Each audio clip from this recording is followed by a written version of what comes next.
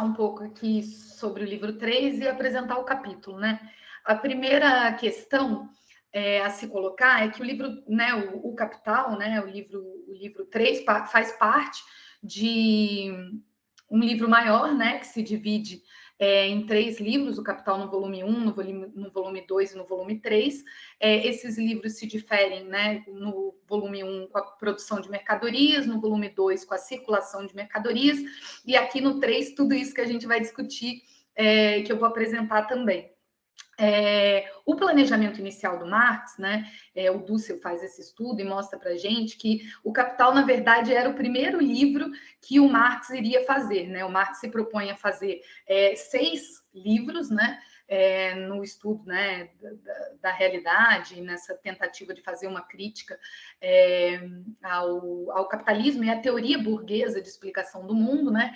Então, o livro 1 seria o Capital, o livro 2, A Renda da Terra, o livro 3, um livro sobre salário, um livro 4, onde o Marx falaria sobre Estado, um livro 5, sobre relações comerciais externas entre os Estados, e o livro 6, sobre o mercado mundial.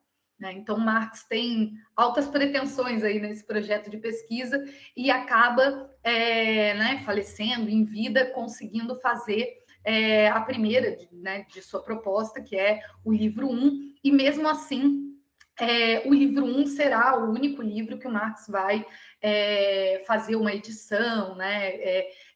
Se preocupar também com isso para a publicação. Então, o livro 3, que a gente vai começar a trabalhar hoje, ele tem algumas dificuldades em relação ao livro 1, né? Principalmente. A primeira delas, né, eu acho que é essa que eu mencionei, né, o fato do livro 3 não ter sido terminado pelo Marx, né? O livro 3 era um rascunho. Ele foi organizado pelo Engels, né? Existe até uma polêmica se o Engels não mexeu demais, né? E criou coisas que estariam sendo colocadas no livro 3.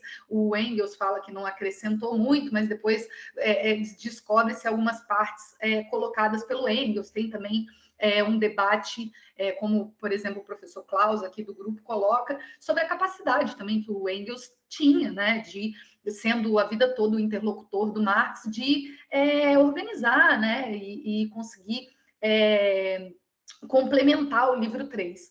Né? O livro 3, então, como eu disse, né, não foi publicado... esses livros não foram publicados numa ordem cronológica, né? O livro 3 ele é escrito antes do livro 1, ele é escrito primeiro que o livro 1, mas ele não foi publicado em vida e foi, né, publicado após já o falecimento do Marx, com essas revisões, essa arrumação do rascunho que o Engels fala. Inclusive, se vocês procurarem na internet, né, a letra do Marx, lembra que o Marx, inclusive, não passou numa entrevista de emprego por causa da letra, né? Então, eu fico imaginando o trabalho árduo que o Engels teve, sobretudo antes de juntar essas coisas, de entender, né, tudo que estava nos rascunhos do Marx. É bem bonito mesmo ver os rascunhos estão à disposição na internet. Então, é diferente do livro 1, né? O livro 3 não foi revisado, não foi planejado, né? O livro 1 chega a ter, inclusive, uma edição francesa que a tradução foi revisada pelo Marx, então a edição francesa tem um peso, né, um status de edição original por conta disso. Marx se dedica muito, né, escuta o que estão falando sobre o livro 1, então... o livro 3 a gente vai ter várias dificuldades por conta dessa falta de sistematização, né, própria desse contexto. Eu sempre penso assim que o Marx podia ter gastado menos tempo no livro 1, né, e já resolvido algumas coisas para a gente que não tem tempo, né, que estão aqui colocadas só passando no livro 3. Por exemplo, né, um exemplo que eu acho que é bem interessante é como que no livro 3, lá, uma coisa que é muito importante para nós aqui que somos da América Latina, né, e é a compressão dos salários abaixo do valor de reprodução, que a gente vai ver aqui no livro 3 que o Marx coloca como uma das contas tendências à queda da taxa de lucro, mas que o Marx escreve 2 linhas ali escrito, né, isso é um problema da concorrência, veremos na sequência. E não, né, não teve a sequência, né. Então, são várias questões assim que ficam ainda por dizer. O livro 1, o 3 também é mais complexo, assim, porque ele pressupõe uma leitura do livro 1, né, que versa sobre a produção, e o livro 2 sobre a circulação. Então, por diversas vezes, como nesse capítulo aqui, por exemplo, Marx retoma algumas explicações, né, sobre mais-valia, taxa de lucro, mas, em regra, são camadas de conhecimento que vão se acrescentando, né? Que pressupõe aí um conhecimento do livro 1 e o livro 2, e a gente vai fazer revisões conforme a necessidade no debate, né? Também no debate todo acerca do livro 3, expõe uma dificuldade, assim, de discussão do livro 3, porque ele está mais perto do concreto, né? Ele está mais próximo da realidade. Eu acho um exemplo interessante, assim, para aqueles que já aprenderam a nadar, né? O livro 3, né? É como se, né, você faz uma aulinha de natação, né? E nessa aula de natação, você fica lá, as primeiras aulas, batendo o pé, né? E você fica só aprendendo a bater pé, só aprendendo a bater pé e treinando o movimento das pernas, né? Então, acho que dá para... A gente pode pensar que esse é o livro 1, né? A produção de mercadorias. O livro 2, né? Na segunda aula de natação, no segundo período da aula de natação, você vai fazer todo um esforço para aprender a bater a mão, né? E você vai estar ali tentando aprender a bater a mão e se mover dentro da piscina batendo a mão. E a dificuldade do livro 3 é que o livro 3 é nadar, né? O livro 3 é bater o pé junto com a mão e respirar, né? Ele está mais próximo da realidade, porque ninguém nada só com a mão e ninguém nada só com o pé, né? A gente não tem como, com interpretações separadas, né, que tem uma função didática, né, de separar a produção e a circulação, em que pese o Marx diversas vezes, né,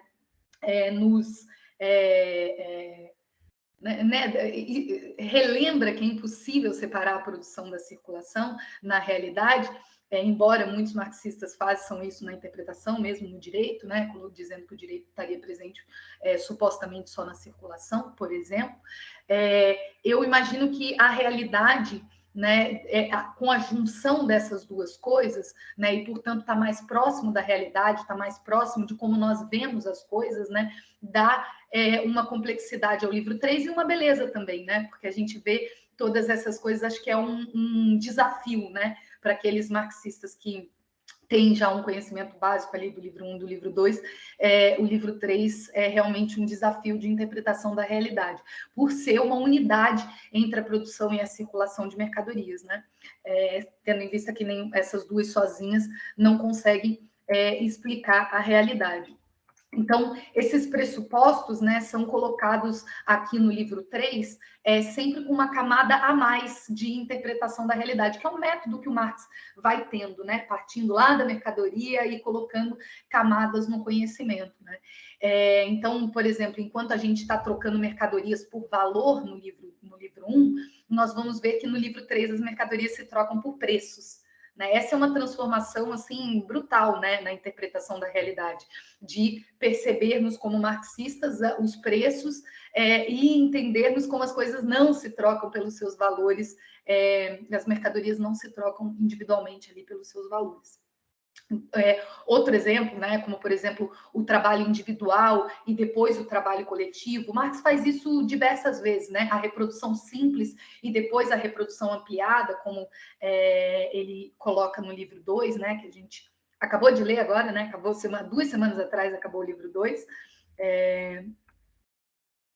e nós vimos isso no livro 2. Então, o livro 3 vai estar dividido aí numa parte que trata de custos e lucros, em outra parte que trata dos preços, né, como eu mencionei, também a tendência à queda da taxa de lucro, que é algo bem citado no marxismo, né, como motivação das crises e, quiçá, de uma crise definitiva do capitalismo, a questão dos juros e a questão da renda da terra também, que não está incluída na nossa programação, mas que a gente teve um curso especial com o professor Klaus, e que, na verdade, é um pedaço enorme do livro 3, né? O pedaço final todo do livro 3 ali, que a gente tem feito trabalhos separados. Bom, sobre esse capítulo, o capítulo 1 vai versar sobre preço de custo, e o lucro, né? O Marx explica no capítulo que o preço de custo e a relação dele, né? Vai explicar a relação do preço de custo com o lucro e a diferença entre o lucro e o mais-valor, né?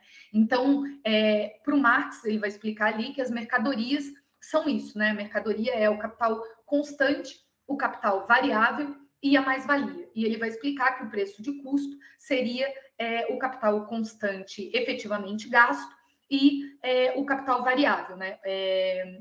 O Marx vai fazer o uso de os termos que já estão ali no livro 2, né? Que é a relação de capital circulante e capital fixo, né? Que é diferente de capital variável e capital constante. O preço de custo, portanto, né, que o capitalista tem é o que ele coloca na produção, né? Aquele capital constante, não todo o capital constante adiantado, mas o capital constante que ele gastou efetivamente em determinada mercadoria, mas as matérias-primas, né, que são parte também do capital constante, e o salário dos trabalhadores naquele processo produtivo. Então, não é um custo adiantado, mas é o que o capital gastou naquele processo produtivo, a configuração do preço de custo.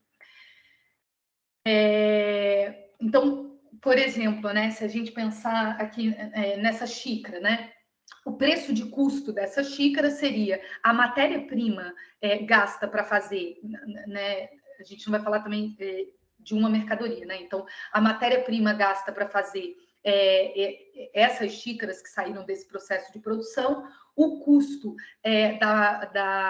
do capital variável, né, do pagamento dos trabalhadores para esse processo de produção dessa quantidade de xícaras e o desgaste das máquinas necessário para fazer essa determinada quantidade de xícaras, né? Isso seria o custo de produção. E o Marx vai dizer várias vezes, né, ao longo do capítulo, que o preço de custo não deve, que a mais-valia, né, o preço de custo não tem a mais-valia, né? A mais-valia está separada do preço de custo.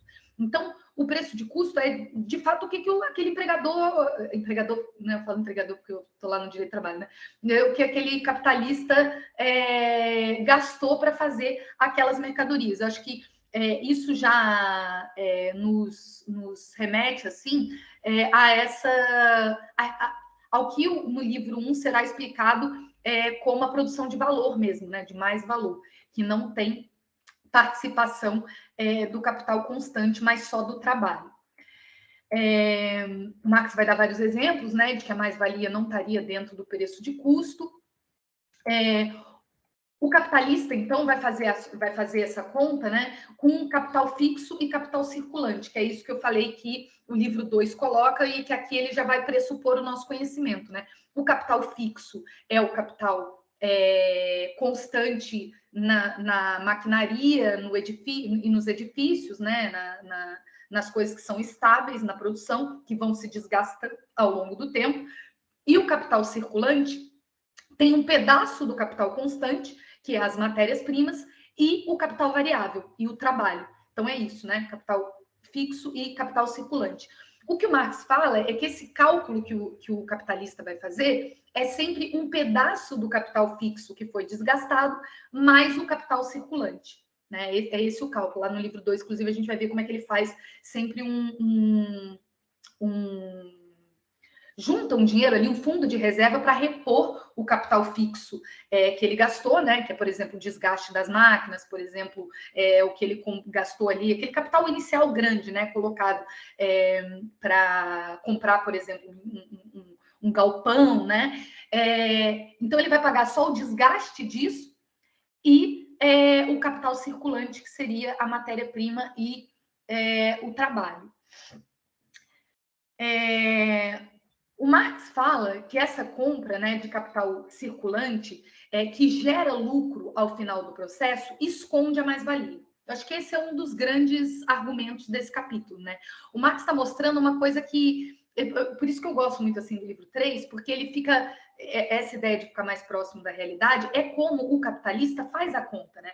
O Marx está dizendo para a gente que o capitalista faz a conta com capital fixo e capital circulante. Então, quando o capitalista pensa no lucro que é gerado a partir do que ele usa do desgaste do capital fixo mais do capital circulante, como essas coisas estão juntas, a mais-valia que vem apenas do trabalho fica um pouco misturada nessas coisas, né? E parece que o lucro vem de todo o processo, tanto de capital fixo como de capital circulante, e, portanto, tanto de capital constante como de capital variável, e não apenas do capital variável.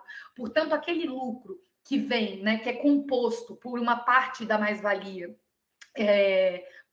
proveniente do capital variável apenas, aparece aqui como advinda de todo o processo, né? É o que o Marx vai falar de impressão, né? A impressão para o capitalista e para a sociedade, né, é que o mais valor advém de todo o capital circulante. A compra, né, de trabalho e matérias-primas, e no caso do capital circulante, o desgaste das máquinas, no caso do capital fixo. Marx traz exemplos, né, de que a mudança na proporção entre capital circulante e capital variável não determina necessariamente o aumento de lucro, né? Ele fala também da massa, do mais-valor ali, e que quem determina isso é, de fato, a quantidade de mais-valia, né? Essa massa de mais-valor. Dá também exemplos da redução da taxa de mais-valia, né?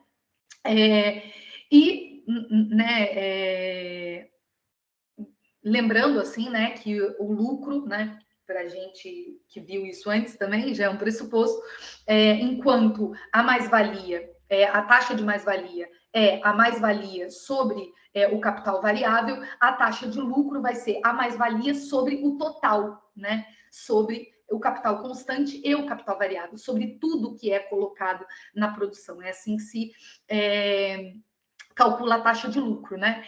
Então, o Marx vai dizer que esses salários, né,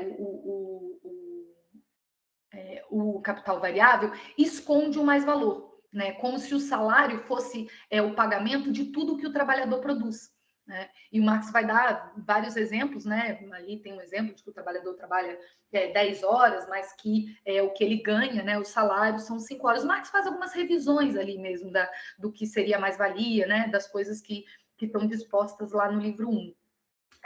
O Marx vai passar para o lucro, então, nessa perspectiva que eu falei, assim como ele critica essa aparência, né? Também é uma coisa que vai estar presente nos 3 livros, né? A essência e a aparência, que a aparência do lucro também é distinta da realidade, né? Porque em aparência, o lucro vem de todo o capital investido. Então, o capitalista vai lá para fazer essa xícara e paga o desgaste da máquina, paga a matéria-prima e o trabalho, e vem um lucro disso. E parece que o lucro que vem disso é um lucro de todo decorrente de todo o valor inicial investido. Aqui, inicial, eu digo que não é o valor total para começar o negócio, mas daquele momento de produção, né? Como eu tinha colocado no começo. Então, da mesma maneira, né, esse lucro provindo da produção mistifica, né, omite a produção de valor a partir do trabalho, né, omite a produção de mais-valia e omite que a taxa de lucro é composta por mais-valia provinda apenas do capital variável.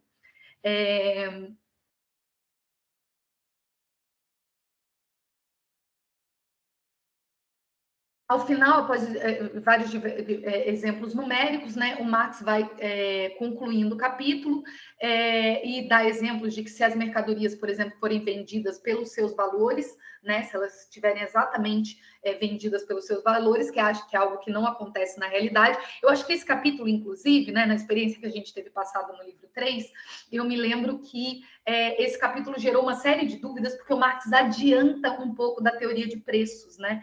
Porque aqui ele pressupõe que existe uma possibilidade das mercadorias não serem vendidas pelos seus valores, mas a gente ainda não chegou na explicação delas pelos preços, né? Onde a gente vai ter uma distribuição de mais-valia entre vários capitais, uma taxa média de lucro, né? Coisas que a gente vai falar no futuro. Então, aqui o Marx fala que se as mercadorias, eventualmente, né, como não é a exceção no capitalismo, forem vendidas pelo seu valor, somente nesse caso o lucro vai coincidir com a mais-valia, né? Porque o lucro por uma taxa média de lucro é a sua mais-valia mais a mais-valia de outros capitais ou a sua mais-valia que é perdida para outros capitais, porque vai ter uma distribuição aí de mais-valia quando a gente vê os preços, né? Então, apenas nessa possibilidade a mais-valia corresponde ao lucro. Então já é uma coisa diferente do livro 1, né? Onde a gente tem todas as mercadorias sendo vendidas pelos seus valores. O Marx vai dizer, né, que quanto maior é a mais-valia extraída da produção, né, portanto, a diferença desse preço de custo do total produzido, né, preço de custo é o que efetivamente eu gastei com aquela mercadoria e o total produzido é o preço de custo mais a mais-valia, né, aquilo que eu vou privadamente me apropriar enquanto capitalista. Quanto maior é essa mais-valia extraída da produção, mais margem esse capitalista vai ter, né, mais margem de negociação ele vai ter para vender o seu produto abaixo do valor e fazer outros preços. Então, aqui, né, por exemplo, eu tenho um custo e eu tenho 10 de mais-valia. Eu posso vender por 10, eu posso vender por 8, eu posso vender por 6, eu posso vender por 7, eu posso vender por 5, eu posso vender, né? Eu tenho toda a minha mais-valia como margem para fazer os preços, né? Então, o único critério que o Marx coloca aqui, né, que é uma base em que o capitalista se organiza, é que ele não pode vender abaixo do preço de custo. Porque aí, abaixo do preço de custo, né, ele teria comido toda a sua mais-valia, ou se ele tiver muito pouca mais-valia, ou se ele tiver né, ali no limite do preço de custo, é o limite justamente porque senão ele não tem, né, ele não vai ter um lucro porque não tem mais-valia para compor esse lucro. Lembrando que a taxa de lucro é justamente a mais-valia sobre o capital total, ou seja, capital constante, capital variável. Então, daquele processo produtivo. Daquele ciclo, né, que eu estou falando, né? Porque o capitalista, quando ele começa um negócio, ele precisa ter um capital adiantado em regra maior. Mas para cada ciclo ele vai desgastando esse capital maior, comprando matéria-prima, pagando desgaste, pagando trabalho, colocando e produzindo mais valia ao final desses ciclos de produção, né? Então, aqui ele também já está dando uma entrada nessa teoria dos preços que a gente ainda não vai falar, né? Mas ele põe o pé aqui já na teoria dos preços, dizendo que tem uma mais-valia aqui que fica nessa medida, nessa margem de construção dos preços, e que o limite do capitalista seria vender no preço de custo, né? O que ele gastou realmente, né? O preço de custo é realmente o que ele gastou, o desgaste das máquinas, o que ele comprou de matéria-prima e o pagamento do trabalho. Por final, né, o Marx critica ali que a mais-valia não vem da venda, né?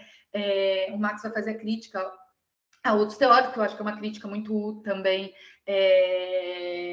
pertinente, assim, para nós enquanto marxistas, que somos diversamente enfrentados como se o capital comercial produzisse valor, né? Como se o capital comercial gerasse mais valor. E aqui o Marx vai dizer que não, né? Que a mais-valia ela é produzida, vai reafirmar que a mais-valia é produzida na produção, né? E que senão a gente estaria falando de uma mais-valia que é apropriada por aquele que compra o produto, né? Se ela tivesse na venda, e não por aqueles que, pelo capitalista industrial. Nós também ainda não vimos, mas também é parte do livro 3, a distribuição das mais-valias, né? Porque lá no livro 1 a gente aprende que existe produção de mais-valia na produção, né? A gente vê no livro 2 a circulação, mas aqui no livro 3 a gente vai ver como é que essas mais-valias se dividem entre vários capitais industriais, mas também entre o capital comercial, né? Que tem a responsabilidade de vender essa mercadoria e, portanto, né, continuar o processo, entre o capital bancário, entre o capital portador de juros, que também vai estar presente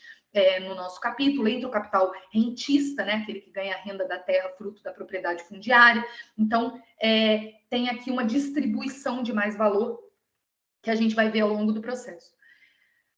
Acho que é isso, gente, para tocar o debate aí. Abro a palavra, né, para quem quiser fazer perguntas, comentários, peço que vocês realmente... Ser muito impossível, né? A gente faz essa leitura aqui há um tempo, né? Então é muito impossível ter entendido tudo do capítulo, né? Então fiquem muito à vontade mesmo para as questões mais básicas. Eu e meus companheiros também, o Yuri, o Matheus, o professor Geraldo, que está aí também, que é um sabido sobre o tema, para a gente debater. Eu acho que tem alguém com a mão levantada ali, né? É o Aldir.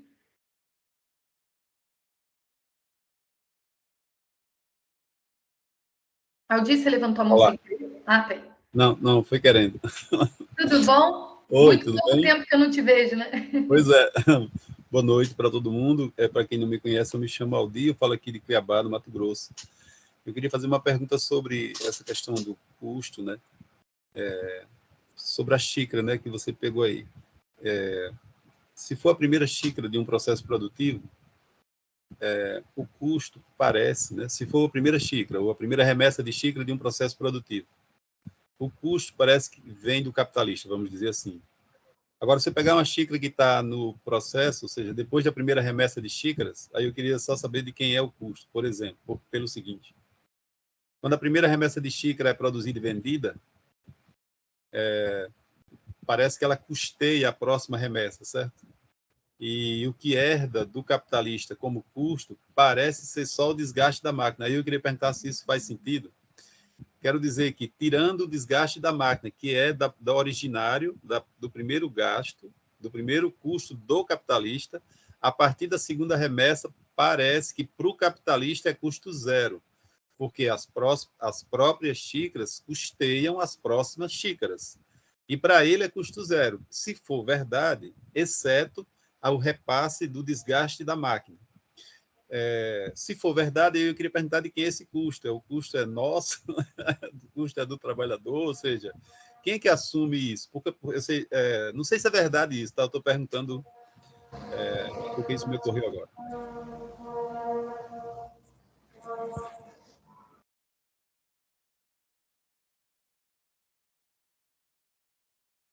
Yuri, Matheus, querem falar aí?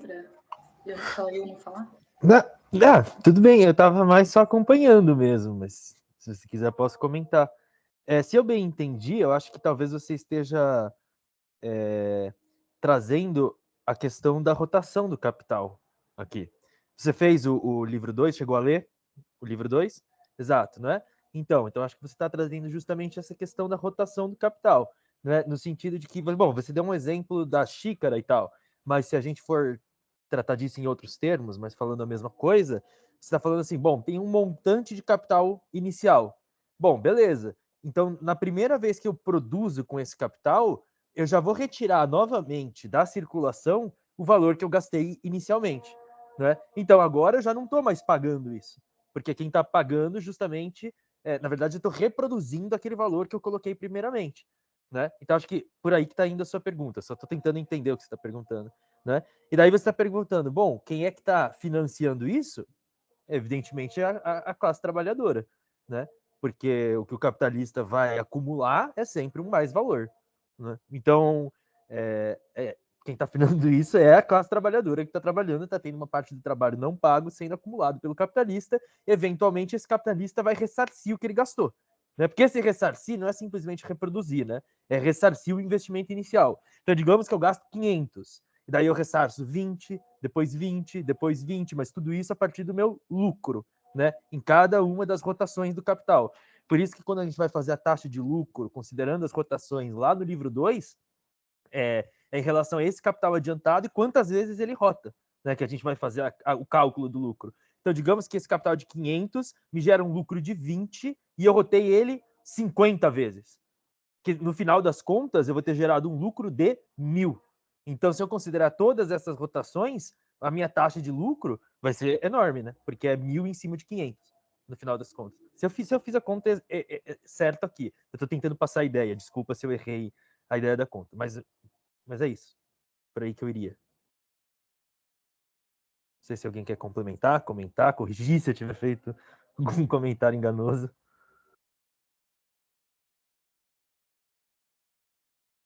Sabe por quê? Porque eu perguntei pelo seguinte, que parece que a contabilidade feita pelas empresas não é assim, né? Assim, ou seja, quando ele pega o salário como se ele estivesse gastando matéria-prima todo mês, ou e estivesse gastando com salário todo mês. No final das contas, aí ele faz uma conta que parece falsa, é enganosa, no certo sentido. É enganosa, mas é oficial, é reconhecida. Quando você vai para o Estado, não sei o que, você é reconhecido, mas na prática ele só teve o primeiro gasto, assim, né? E parece um elemento muito importante do ponto de vista de conflito entre a classe trabalhadora e a classe capitalista. Parece um elemento muito importante desse ponto de vista, né? Assim, é isso. Mas eu acho, Odico, que você coloca também é sobre assim, a legitimidade da propriedade privada, né? Porque a propriedade privada aparece enquanto aquela propriedade que é eternamente, que é fruto do trabalho do capitalista, e na verdade ela é a mais-valia acumulada desde sempre, né? Porque mesmo no seu início, na primeira propriedade, ela é a expropriação das terras dos camponeses e a escravização de pessoas na América Latina, com tráfico, né? O sequestro de pessoas, o tráfico triangular. Então ela não tem, nem na primeira vez que ela existiu, ela foi legítima, né? E ela é só mais-valia acumulada repassada. Mas eu acho que no cálculo do custo de produção funciona dessa maneira como o Marx está falando. Aqui o que ele fala que tem uma falsidade é como a gente esconde a mais-valia e esconde o trabalho, né, que produz mais-valia dentro desse processo total de compra de várias outras coisas além do trabalho, né? Mas o que eu acho que ele coloca assim aqui né, me perdi aqui, você tá falando, eu tô falando da própria. Nossa, eu tô muito cansada hoje, gente, que eu dei 5 horas de aula e depois eu vim para cá, porque eu vi que eu me perdi, mas eu ia falar uma coisa. Era da legitimidade do capital.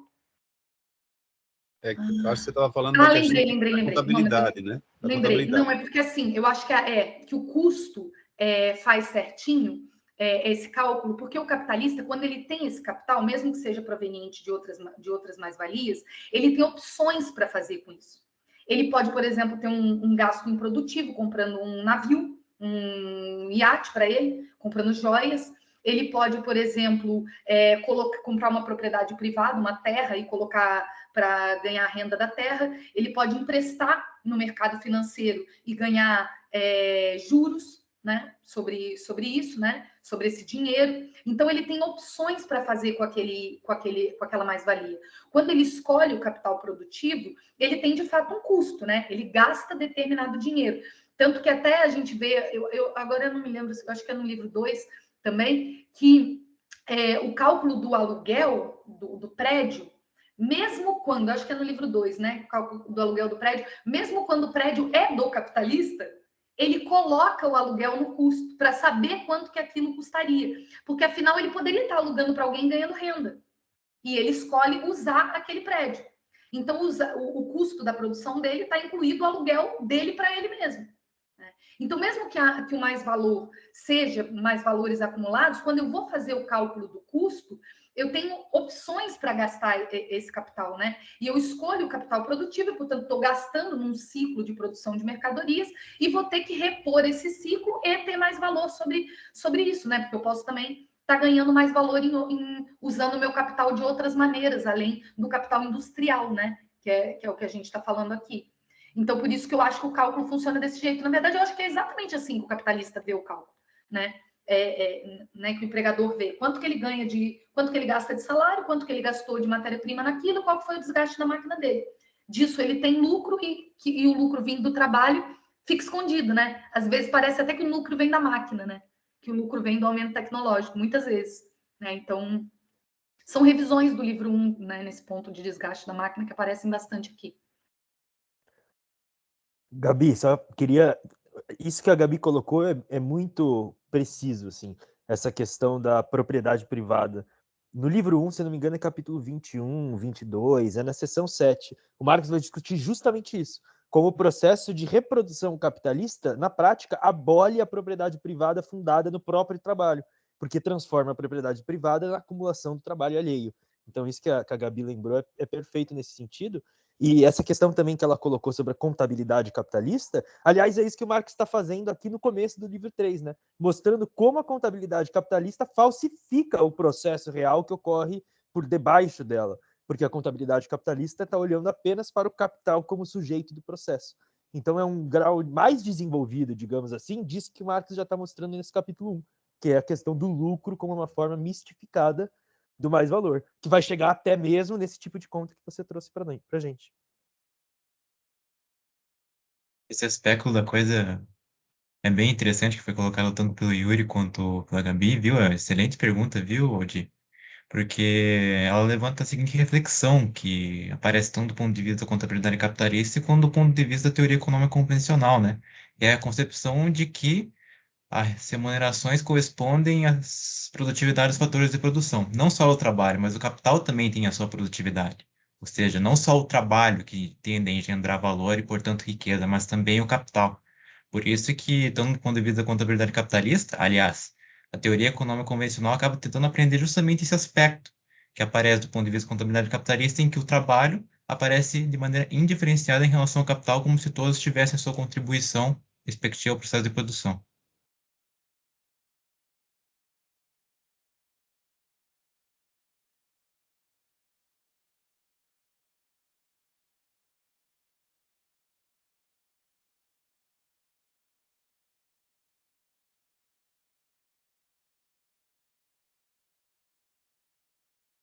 Acho que está aberto para mais perguntas aí.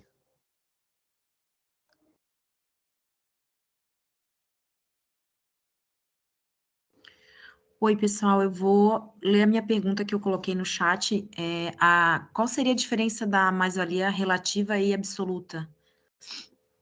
Porque ela, né, a Gabriela, né? O Carol, esqueci o nome. Falou em mais-valia, né? Várias vezes. Ela estava se referindo a qual delas, né?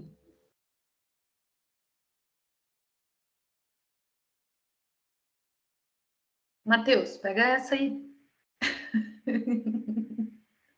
Perfeito, então. Então, no sentido que a Gabi falou, eu penso que ela se referiu a mais-valia em termos mais gerais, digamos assim.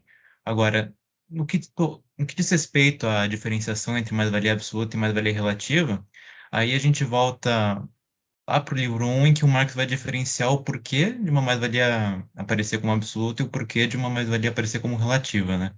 A primeira aparece como mais-valia absoluta porque ela se baseia numa extensão absoluta da jornada de trabalho, tal como o Marx coloca lá no, se não me engano, no capítulo 8 do livro 1, em que ele vai dizer: existe o trabalho necessário, que é necessário para reproduzir a força de trabalho sob condições normais para uma sociedade. Assim como você tem um trabalho excedente, que é o trabalho necessário para...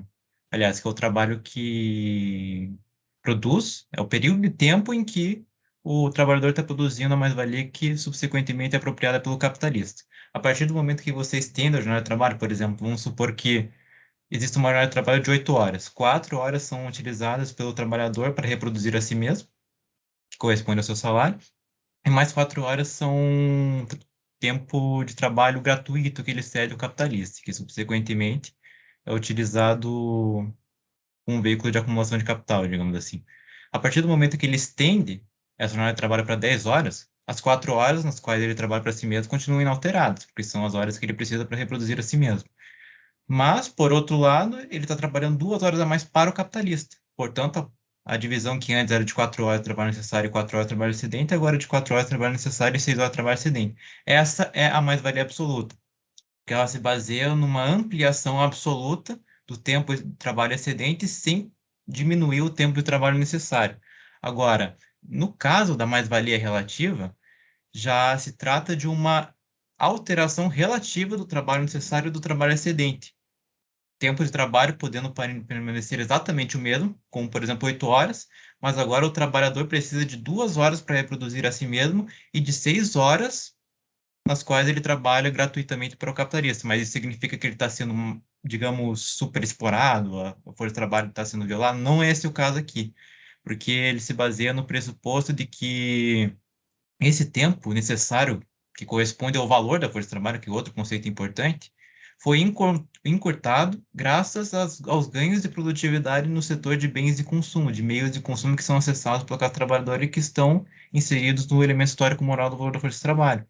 Ou seja, a partir do momento em que existem ganhos de produtividade, por exemplo, a produtividade acabou dobrando esses ramos e, portanto, o valor das mercadorias nas quais se converte os salários dos trabalhadores acabaram diminuindo pela metade. Isso contribuiu para a diminuição pela metade do tempo necessário para a reprodução do salário, para a reprodução dos trabalhadores, e com isso houve essa alteração relativa entre tempo necessário e tempo de trabalho excedente. Dentro de 2 horas, ou melhor, de 4 horas para 2 horas, o tempo excedente acabou subindo em função dessa alteração relativa entre as duas coisas. Tanto é que o Marx fala, ó, a forma especificamente capitalista de acumulação de capital é a forma do mais valor relativo, e não a forma do mais valor absoluto. Não sei se foi claro. Eu acho que é interessante também dizer, né, Matheus, que sempre o Marx fala que sempre essas duas mais-valias vão estar juntas na produção, né? Então você sempre vai ter mais-valia absoluta e mais-valia relativa.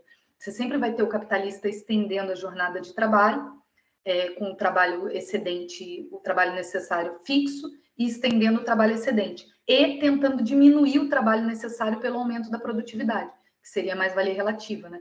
Então, tem sempre as duas, né? Mas uma vai ser fruto do incremento tecnológico e de forma coletiva, né? A mais-valia relativa, o empregador, o capitalista não consegue fazer de forma individual, né? Porque ele precisa baratear a cesta do trabalhador para baratear os salários e aí sim, proporcionalmente, ter o trabalho excedente maior, né? São estratégias de aumento do valor. Acho que o direito do trabalho, por exemplo, está bem relacionado com a mais-valia relativa, com a absoluta também, né? Porque toda violação de direito do trabalho geralmente é mais-valia absoluta, né? É a mais-valia absoluta, né? Retirar não cumprir intervalo, horas extras não pagas, né? Toda a extensão da jornada de trabalho é mais-valia absoluta.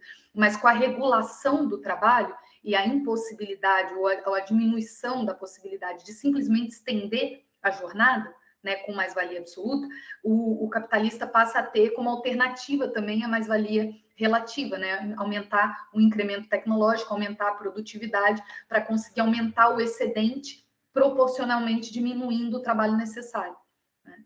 Então, acho que se relaciona bastante com o direito do trabalho. Eu só vou adicionar mais um comentário nesse tocante para evitar qualquer tipo de confusão, por exemplo, em relação aos conceitos de mais-valia relativa e aumento de produtividade. Porque o Marx ele estabelece, a partir do ponto de vista do aumento de produtividade, que incide sobre os elementos nos quais se converte os salários dos trabalhadores, e com isso haveria a produção de mais valor relativo. Mas esse processo não é intencional por parte do capitalismo individual, não. Eu vou aumentar a produtividade para baratear a consumo dos trabalhadores. Nada disso. Ele está barateando as suas próprias mercadorias para ganhar na concorrência um mais valor extraordinário. Ele rebaixa o valor individual de sua mercadoria para conseguir se apropriar de um mais valor extraordinário para com seus concorrentes, em detrimento dos seus concorrentes. E com a generalização das inovações por via do incremento tecnológico, há uma tendência dessa diferença entre valor individual e valor social desaparecer. E com isso há uma generalização dessa redução de valor por via do incremento tecnológico e se gera, assim, o mais valor relativo. Essa é a diferença fundamental entre uma coisa e outra.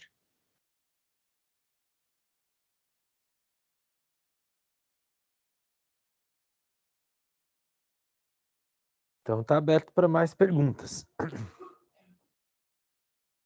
Comentários, críticas, etc. Tudo aberto. Eu achei interessante você falar isso, né, Matheus? Que é exatamente o custo que a gente está discutindo aqui, né?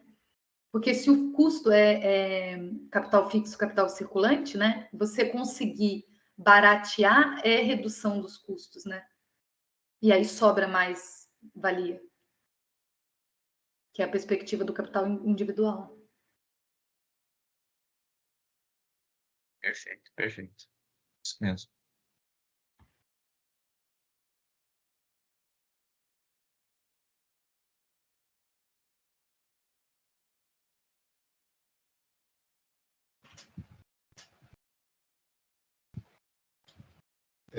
Já que não tem ninguém inscrito, pelo que eu estou vendo, eu vou seguir perguntando, né? A mais-valia, assim, a mais-valia não é uma coisa da consciência do capitalista, assim, ele não consegue definir isso, né? Ele é, digamos, ele não é ele que decide, assim, ele pratica meio sem saber, assim. Eu acho que até onde eu entendi, tem um regulador que não é ele, assim. E aí ele pode se ferrar também, né? Assim, no sentido que ele pode quebrar, né? Assim, pode ir para o espaço e tal. Então, assim, no final, quem regula mesmo, assim, é a concorrência, né? Pelo que eu entendi, a concorrência vai decidir o rumo dessa história aí. E, inclusive, o cara pode não ter acesso à mais-valia durante muito tempo, ou seja, ele pode sair perdendo, assim, né? E, portanto,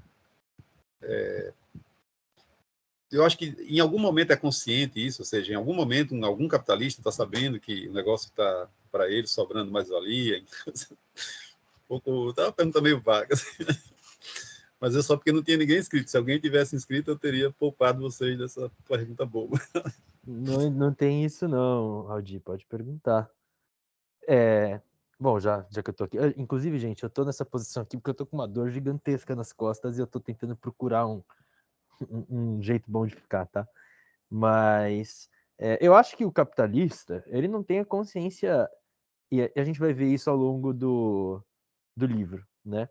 Porque o livro justamente está pegando esse ponto de vista do capital.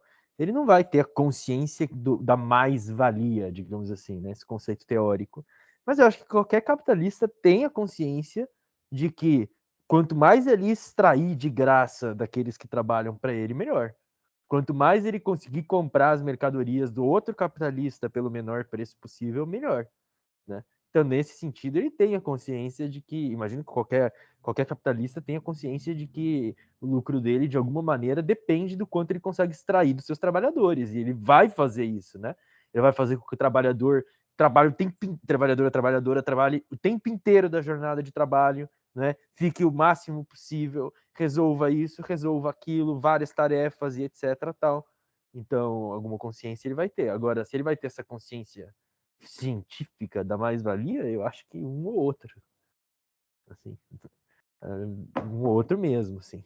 Que leu o Marx, né? A grande maioria vai saber empiricamente.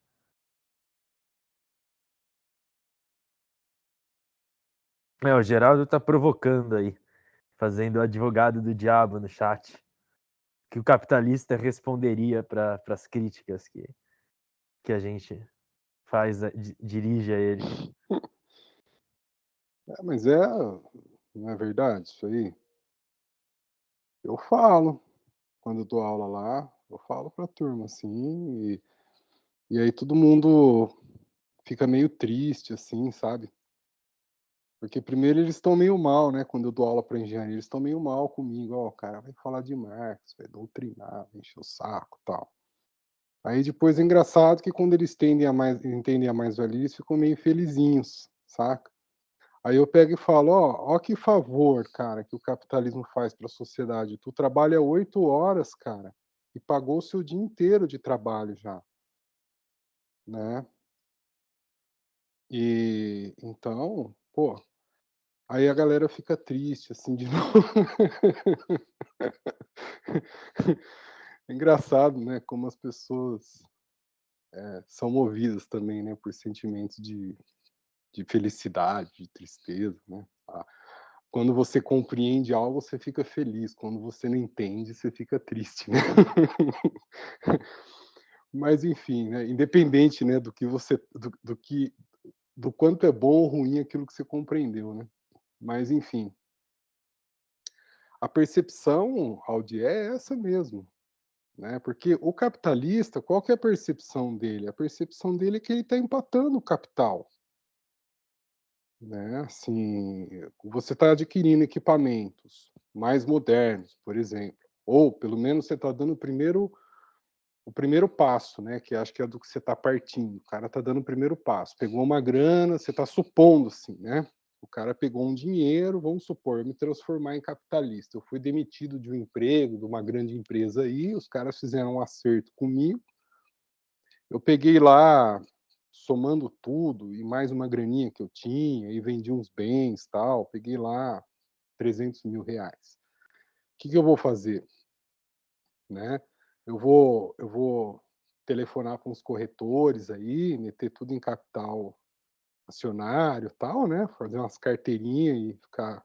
Mas será que dá? Às vezes não dá, né? Então, bom, vou comprar uma empresa e vou montar um negócio, né? Então, essa é a perspectiva do cara. Ele tem uma grana, ele precisa fazer dinheiro em cima disso,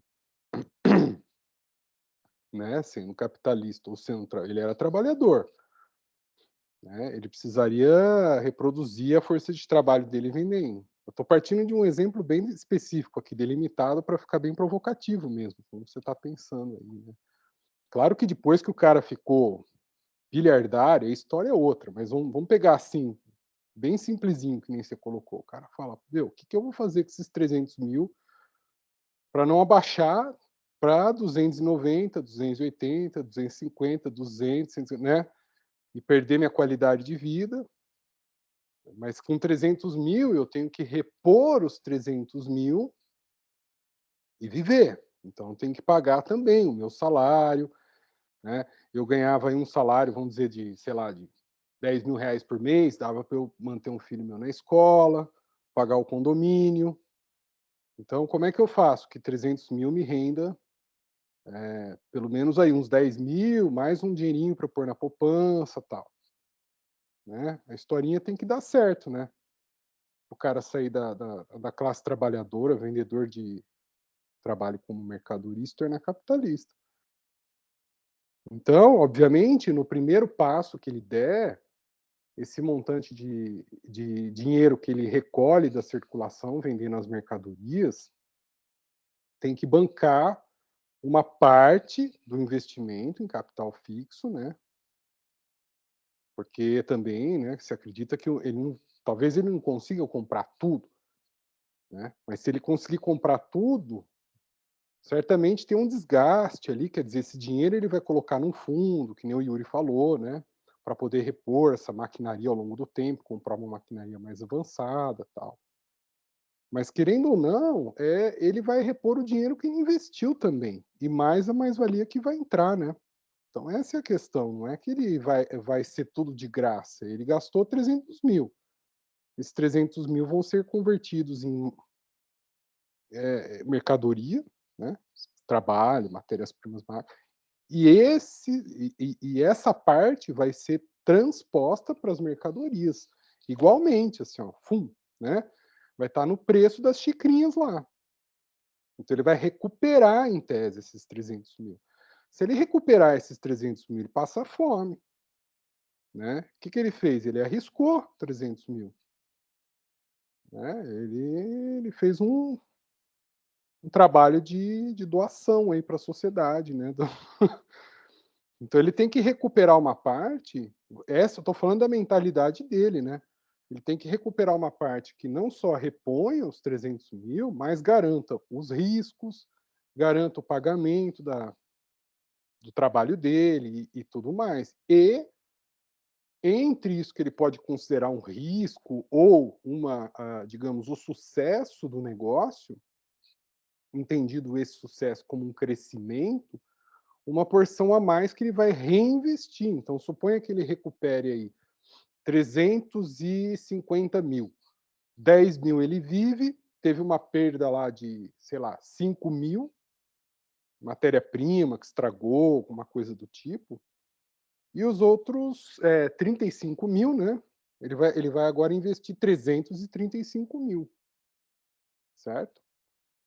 Mantida a mesma taxa de mais-valia, que eu não sei quanto é, esse 335 mil vai render mais do que 350, né? E assim vai, né? A gente supondo que ele não vai gastar tudo.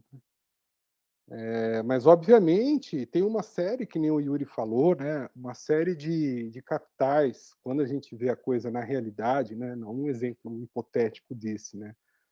No final das contas, o que acontece?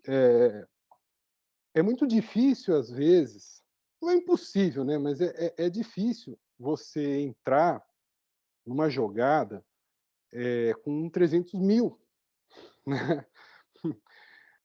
Porque o preço de custo, né, que nem a Gabriela está expondo aí, né, de capital constante e tal, isso tem muito a ver com escala também. Né? A quantidade de matérias-primas, de máquinas que você pode comprar e de pessoas que você pode empregar, né? Então, para você entrar num determinado ramo de negócio, às vezes você precisa de um investimento alto, porque senão o seu preço de custo ficando alto, a tua margem é muito pequena, então, portanto, o risco é muito alto. E aí, o que você faz? Você procura o banco e você financia, por exemplo, o valor das máquinas, né? Às vezes o próprio vendedor, né, de um moinho, te oferece lá uma linha de crédito com um banco, porque são máquinas de amortização muito longa, esse tipo de coisa, né, bem de capital. Então, assim, geralmente aí você vai daquilo que você recolhe, você vai pagar os juros desse investimento que você fez, ou às vezes não no primeiro, mas no segundo, terceiro passo ali na frente, você vai alavancar o negócio, ou seja, para além desse mais valor que você recolheu, você vai lá e faz um empréstimo para poder alavancar justamente para você ter escala. E aí vai, né? E tudo isso vai incorrer o que na concorrência, o que vale, né? Como a Gabriela está colocando, no final das contas, é o preço de custo e uma taxa que ele vai depois discutir mais adiante, que é a taxa média, né, de lucro. Que aí tem a distribuição com capital comercial e tudo mais. Quem tiver abaixo dessa linha, aí vai para o beleléu mesmo, com certeza. Porque senão seria impossível falir, né? Falar, não, beleza, a partir de 300 mil eu entro na jogada, né? Mas não, né? Porque quem consegue também produzir com esse nível de produtividade, com esses preços de custos baixos, né, tem uma série de condições, tanto de mercado, né, preços mesmo, né, quanto de escala, né, de aquisição desses produtos, tal, o ciclo de rotação, quer dizer, você está lá pagando, paguei à vista minha máquina, que legal. O outro financiou, só que a escala dele é bem maior. Ele vai conseguir trocar o equipamento muito mais rápido que você, vai ter uma taxa muito maior, ainda vai ajudar o banco. E você lá, né, com a sua máquina velha, que você comprou à vista. Oh, parabéns. Então, assim, é muita coisa envolvida, né? É muita coisa envolvida, assim. Por isso que tem determinados capitais. E a gente olhando de cima, o que acontece é que, de fato, o capitalismo é um sistema em que os capitais tendem a se concentrar, né? Essa é a questão. As grandes empresas são as que tendem a ir controlando o processo de acumulação. Ainda que as pequenas, né, venham vindo, ficando nas margens, mas sempre com, digamos, uma instabilidade muito maior, né? Quanto menor o negócio, via de regra, né, a taxa de mortalidade das empresas pequenas, a gente sabe, é sempre maior, né? E justamente porque tem todos esses imponderáveis, né? Mas no fundo, só para terminar aqui a minha baboseira, no fundo, a percepção do capitalista é essa, né? Pô, não fosse por isso que os caras estão o tempo todo falando, né? Ó, o tanto de imposto que eu pago para a força de trabalho, porque de fato a contabilidade dele é essa. Ele fala, cara, se eu pago 3 mil para o cara, ele está recebendo 3 mil lá limpo, mas eu, além desses 3 mil, eu estou tendo que pagar isso e aquilo para o Estado e tal. Pô, dependendo do preço do salário, a coisa chega a 30%. Então ele fica puto da vida, né? Porque ele fala, cara, é uma grana que ou o cara poderia ganhar mais, ou eu poderia estar reinvestindo para gerar mais emprego, inclusive, né? Então o trabalho está caro. Mas não é o trabalhador, que ele vê que o cara é um miserável. Não, é o custo Brasil, né? São os impostos, né? Porque na verdade ele está vendo que ele está fazendo, ele está fazendo um grande esforço, né? E aí, não sei se o Matheus, social, você está entendendo? Ele precisa empregar as pessoas precisam agradecer que ele está gerando emprego, porque o risco todo é dele, né? para reproduzir todo aquele processo de geração de empregos, pagar os impostos do Estado e tirar o dinheiro dele. Mas você vai crescer, vai reinvestir. Sim, eu vou crescer para gerar mais empregos, né? Para fazer mais dívida com o banco, para pagar tudo isso. Mas você vai melhorar de vida. Sim, eu vou melhorar de vida, mas eu também vou gerar. Então, a perspectiva dele é essa. Agora, que nem, Matheus, uma confusão que eu acho que você estava falando, né, da economia, né? É quando a economia mede o produto bruto, né? Existe uma fórmula de calcular isso, que o produto bruto vai crescendo, né? No final das contas, né, você fala, pô, no começo do ano, a quantidade de máquinas que a gente tinha para produzir cadeiras, sei lá, casacos, e era uma. Agora, no final do ano, em dezembro, aumentou, né? Quer dizer, então a sociedade, no fim, né, entre mortos e feridos lá, ela aumentou a riqueza social, né? Então, essa riqueza social, no fundo, vem desse jogo, né? E como é que a gente vê isso, né? Porque é o aumento do quê, então? Da produtividade do trabalho, né? Mas é visto dessa forma? Como que é, né? O que aumentou? O valor, os valores de uso, isso é uma coisa legal, né? Da gente conversar também, né? O PIB de um país cresceu, né? Que legal, né? A gente produziu mais.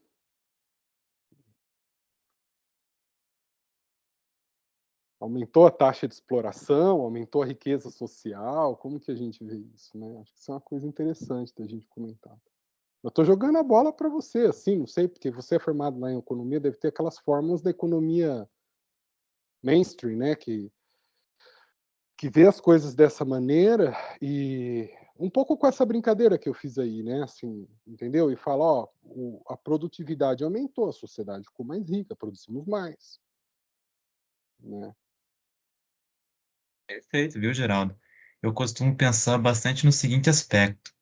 Até fazendo contraposição com uma certa tradição que tenta interpretar a questão do processo de reprodução do Marx empiricamente, né, no crescimento da economia.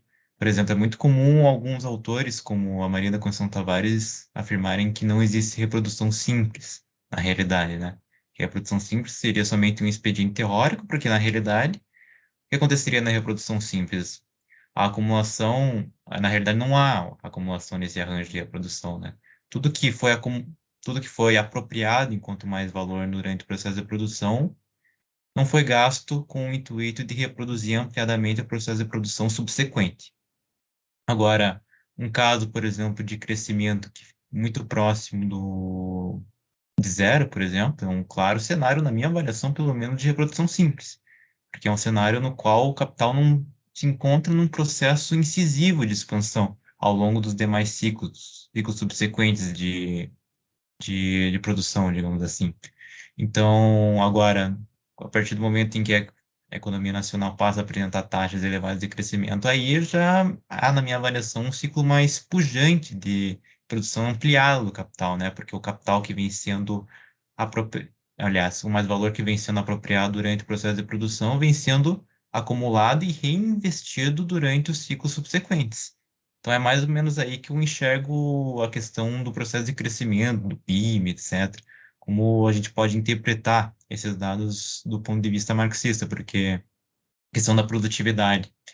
É, muitas vezes a economia, por exemplo, ela pode apresentar taxas pujantes de crescimento, mas sem que isso implique necessariamente aumento de produtividade. E a gente casa também com os próprios conceitos, né, tal como alinhados na estrutura, no arcabouço teórico do Marx, né, como a produtividade aumentada, ela não cria mais valor em um determinado período de tempo, né, porque você, na realidade você está repartindo, se você produz 100 mercadorias, cada qual com um valor de 1, e subsequentemente você consegue ampliar a produtividade do trabalho para conseguir produzir 200 mercadorias, mas agora cada uma vale 0,5, porque você reduziu pela metade o tempo de trabalho para se produzir cada unidade desse tipo de mercadoria. Então, na realidade, nesse estado de coisas, você está produzindo mais mercadorias, mas não mais valor. Aí a gente poderia pensar, por exemplo, na questão do trabalho complexo também, porque a partir do momento em que que é uma outra discussão, né? Porque geralmente o aumento de produtividade pode ser aprendido dessa forma. A partir do momento que você permanece pensando o trabalho como um trabalho simples, né? Não potenciado, digamos assim, você obtém esse tipo de conclusão. Mas, em geral, uma outra perspectiva, uma coisa que inclusive discuti com o Yuri esses dias, que é sobre a possibilidade, a partir do momento em que a composição orgânica do capital aumenta, que a produtividade do trabalho vai aumentando, a força de trabalho, a qualificação da força de trabalho também tende a aumentar.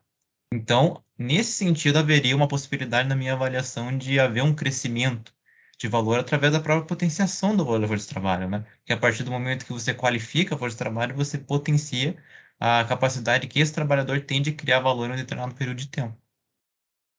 Então, são algumas linhas de interpretação que a gente pode ter, mas ainda assim, sempre com bastante cuidado, evidentemente, porque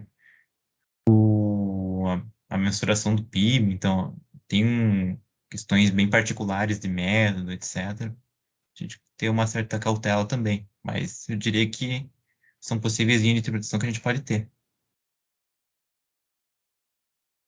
Entendi. Só vou fazer essa tréplica aqui, porque eu que provoquei, né? Então, eu só quis entrar nessa história por conta do que o Aldir falou, que é a percepção que, no final das contas, a economia e até o senso comum vai ter do que se entende assim, do investimento, né, capitalista.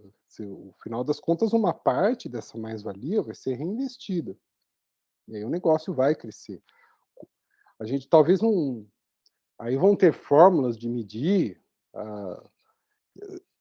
Aí talvez, acho que segundo Marx, ele vai ver como taxa média, né? Crescimento e decrescimento da taxa média de lucro, aí a coisa da crise e tal. Mas assim, vamos dizer que, no geral, quando a gente abre jornais tal, a gente está falando de medidas, né, da economia, emprego, que nem eu coloquei até aqui no chat, a formação bruta de capital fixo, é uma medida bastante usada, né, para investimento, né, quando a economia, o pessoal está investindo. E, então, assim, o que nós vamos ver é que de 300 mil, se investiu 335 numa próxima rodada, ou seja, no que importa esses 35? O cara não comprou um iate lá, né? Ele foi lá e comprou mais uma máquina, ou, né, contratou mais 2 pessoas, né? Então, assim, formalmente falando, assim, na fenomenologia da coisa, voltando no que o Aldir falou, aí já na linguagem, no entendimento que a gente está tendo aqui da obra do Marx, né? Quem produziu esse valor? Essa é a questão. Quem produziu esse crescimento? O trabalhador, né? Porque na conta ali, o salário dele continua o mesmo. Você pode até supor que aumentou um pouquinho, né? Mas não ao ponto de importar essa diferença, né? Que aumentou ali do mais-valor, que pagou os custos do capital, pagou a reposição ampliada, né? Da maquinaria, etc. Então, o negócio cresceu, a empresa abriu mais uma portinha, contratou mais 2 pessoas, ou comprou mais uma máquina, ou comprou mais matéria-prima, tal, né? Quem que deu essa margem de crescimento, que daí vai sair no jornal lá, ó, abriram mais postos de trabalho, consumiram mais matérias-primas, não sei o quê. O assalariado que trabalhou ali, que gerou esse mais valor, né? Então, é um negócio capitalista, visto nessa totalidade confusa, ele cai naquele senso comum que todo mundo fala. Quem gosta muito de falar isso é quem está no mercado financeiro, né? No capital bancário. É uma alocação ótima de recursos, né? Se a gente deixasse na mão, vamos dizer, dos trabalhadores, dos caras, assim, salteado o negócio, cada um fazer do seu jeito, não iríamos ter isso, né? É porque o capital reúne todas essas forças de trabalho, né? Se concentra em produzir algo específico, desenvolve um método organizacional enfim, demanda, né, equipamentos, tecnologias para produzir isso dessa forma, e com isso ele adquire uma produtividade que permite à economia, ou seja, aos outros capitais, né, crescerem, ia contratar outros trabalhadores. Essa é a visão do senso comum. A questão é de onde vem, né, o crescimento desse valor que vai ser reinvestido na reprodução ampliada, e no trabalho. Né? Só queria pontuar esse aspecto, né, porque o Aldir acho que colocou desse modo também, né, no final das contas. Aí lá na frente, né, depois de muitas rotações, né, Yuri, de muitos ciclos, aí a gente pode dizer, pô, se eu for pegar assim, o investimento inicial, né, e aonde o negócio está agora, quase que o negócio se paga, né, se tudo for bem, né, né, quase que tudo realmente, você pode dizer, bom, o que eu investi agora perto, né, e aí tem é legal, eu acho também a gente pensar, eu tô de intrometido aqui, né, não sei, eu já nem sei se eu não tô chovendo no molhado, aqui falando bobagem aqui, se tá valendo a pena essa discussão, mas eu acho que uma coisa interessante também é a gente falar dessa questão da questão da escala, né, dessa coisa do tamanho dos capitais, né? Porque, por exemplo, quando você tem um carrinho de lanche,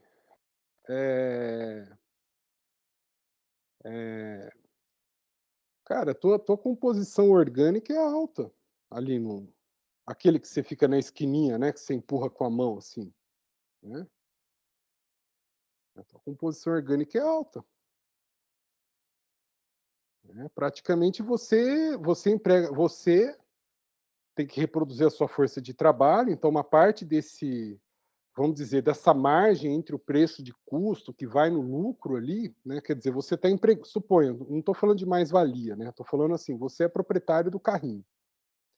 Então você compra o pão, o molho, o gás, Você põe uma margem ali, que é o pagamento, a reprodução do seu próprio trabalho, renda do trabalho, tá?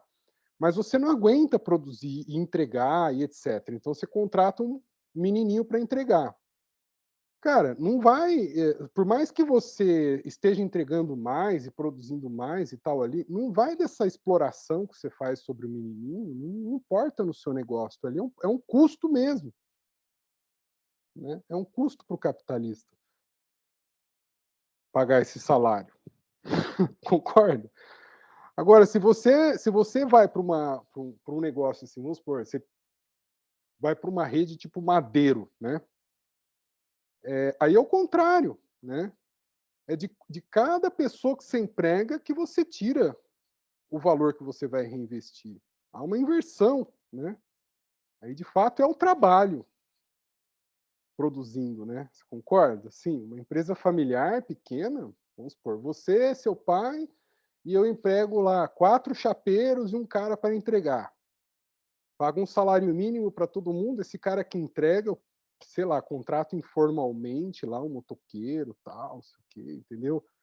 E todo mundo ali se reproduz. Esses salários, cara, eles estão ali no limite entre ser um custo, só um custo mesmo, né? E o resto você está pagando o seu trabalho com esses custos todos como renda do trabalho. E você é proprietário dos meios de produção e empregador. Agora, a partir de uma linha ali que a gente não sabe muito bem, de uma área cinza, né? Vamos dizer, o cara vai num banco, faz um empréstimo, peraí, deixa eu abrir uma franquia. Pá, né? Entendeu? Aí já é diferente, a quantidade de capital que você está investindo, de força de trabalho que você está empregando, é essa força de trabalho que está injetando valor para você, ela não é mais um custo. Embora na cabeça do cara, desse peão lá, do carrinho de lanche, ele fala, cara, eu sou um homem de sucesso, além de eu estar ficando rico, eu estou gerando emprego, estou dando dinheiro para banco, estou pagando imposto para eleger um pulha que nem esse Lula aí que vai querer, né, me expropriar minha propriedade privada aqui, entendeu? Esses comunistas que não fazem nada. Não é, perdoa a brincadeira, né? Mas assim, não é a cabeça do pequeno empresário, pequeno e médio empresário, né? Para eles o Estado é um custo, o trabalho é um custo, tal, mas assim, para eles foi tudo do esforço deles. Mas na verdade é aquele trabalho que agora está entrando grana, mas em um outro momento de fato era um custo, era um peso nas costas dele. né? Se ele pudesse fazer o lanche, entregar o lanche, voltar e ficar com aquele salário para ele, bom demais. Então, o que muda na percepção do cara, entende? Que hora que ele vai como capitalista, né, Aldir? Que hora que ele vai falar, pô, peraí, agora eu estou ganhando dinheiro dos trabalhadores. São eles que estão mantendo o meu negócio, ampliando, elevando a economia, gerando emprego para outros, inclusive para a indústria de bens de capital, de fornos e chapas, e, né, pagando aluguel de shopping, são os meus trabalhadores. Jamais que o cara vai fazer essa conta na cabeça, essa reflexão. Né? Então, sei lá, né? É uma forma de ver, né, Aldir? Assim, puxando aqui para o senso comum mais descarado, mas é o que impera, né? Isso quando não vira fórmula, né, Matheus? Aí você que sabe, né? Na economia de medir o sucesso da economia de um país, de uma empresa, né? Bom, eu queria... Esse pontuou, pode falar antes, Silvio. Não, eu quero pegar esse gancho para a gente talvez encaminhar aqui a discussão, porque tem um ponto que eu acho que está posto aí na fala do Geraldo, quando ele coloca do PIB e tal. Eu vou pegar a partir disso que está no livro 1, mas para trazer para cá e para abrir de novo para ver se a gente anima aí as perguntas e tal. Aquela questão toda que o Marx fala do fetichismo, por exemplo, lá no capítulo 1, aqui fica muito claro a objetividade do fetichismo, quando o Marx está falando da mistificação, que é a forma do lucro e etc. Quer dizer, como por trás da maneira que se faz a contabilidade na produção capitalista, né, por meio do dinheiro e etc., se escondem os processos mais profundos e reais, né, das relações sociais que produzem essas coisas que a gente representa depois na forma do dinheiro e etc. E esses processos ficam objetivamente escamoteados. Se o preço de uma mercadoria varia, você não sabe o que aconteceu. E para saber o que aconteceu, você precisa de um estudo qualificado, orientado e etc. e tal. Então, eu acho que esse livro 3 vai nos ajudar a entender, inclusive, essa questão, né, que o Marx coloca lá do fetichismo e tudo mais. Mas, gente, eu também queria aproveitar e chamar de novo vocês para se manifestarem, para perguntarem, para colocarem questões, porque o curso ele funciona assim, entendeu? Vocês estão fazendo essa leitura e a gente está aqui para orientar a leitura. Não existe pergunta ruim, todas as perguntas são válidas. Mas se a gente for ficar só falando aqui sobre o texto, o texto é bastante claro, né, na verdade. Pelo menos nesse capítulo. Tem alguns capítulos que são mais difíceis. Mas eu acho que as perguntas vão ajudar. Né? O trabalho de entender as coisas é um trabalho também que cada um de nós faz. Aqui a gente está para fazer em grupo. Mas a gente tem que passar pelo processo reflexivo, né? Ter as dúvidas, tirar as dúvidas, pensar, repensar, criticar e etc.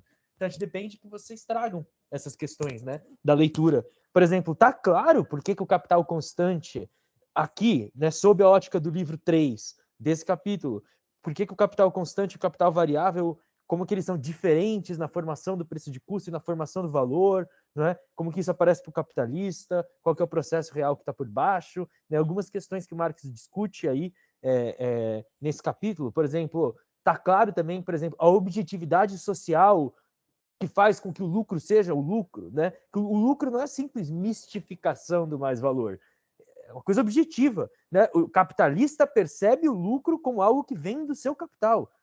Talvez tá clara essa questão, não tá clara e etc. Então só levantando algumas coisas que o Marx traz no capítulo para incentivar que vocês façam perguntas ou que façam comentários, né? E etc. Para que a gente possa fazer esse bate-bola aqui.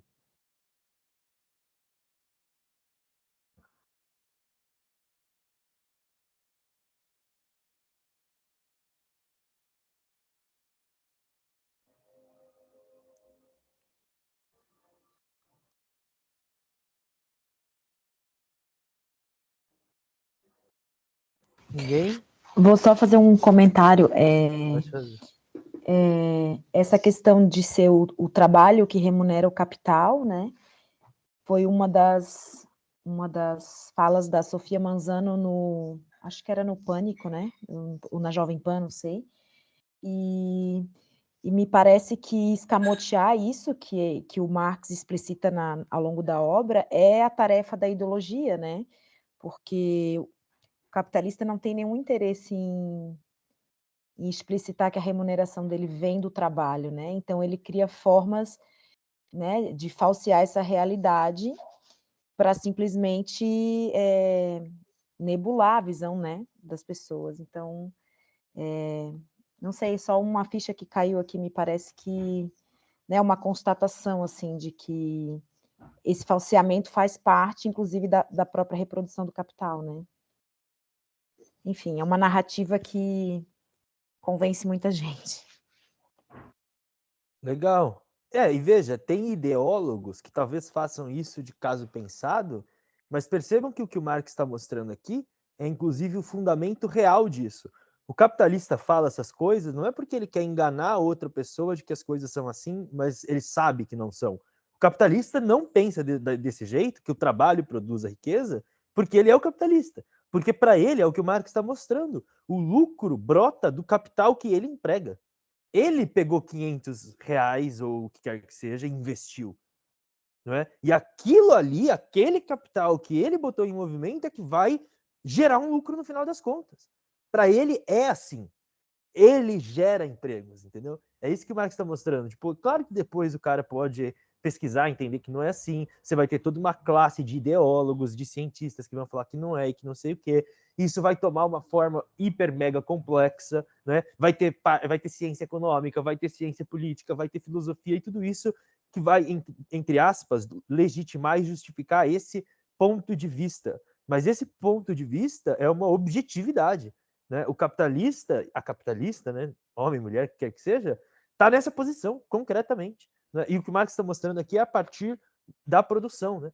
Como quando ele pega o capital dele e adianta, né? Ele está falando assim, bom, então o que aparece depois não é mais valor, é lucro.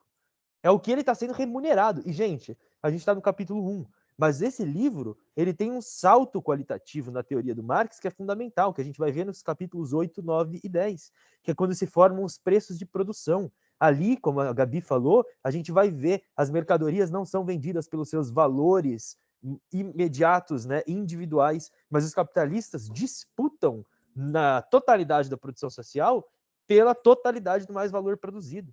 Né? Então há uma diferença não apenas de mistificação, mas o lucro e o mais-valor diferem também, quantitativamente falando. Né? Então a gente vai continuar vendo essas questões aqui. Mas, enfim, esse comentário que eu tinha não foi uma pergunta ruim, não, Melanie.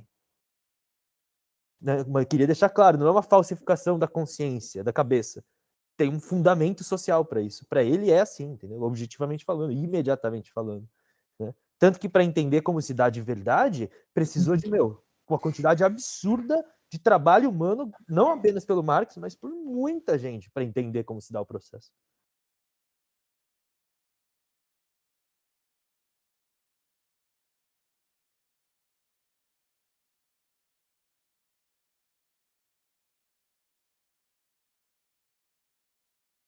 E aí, pessoal, mais perguntas, observações, comentários?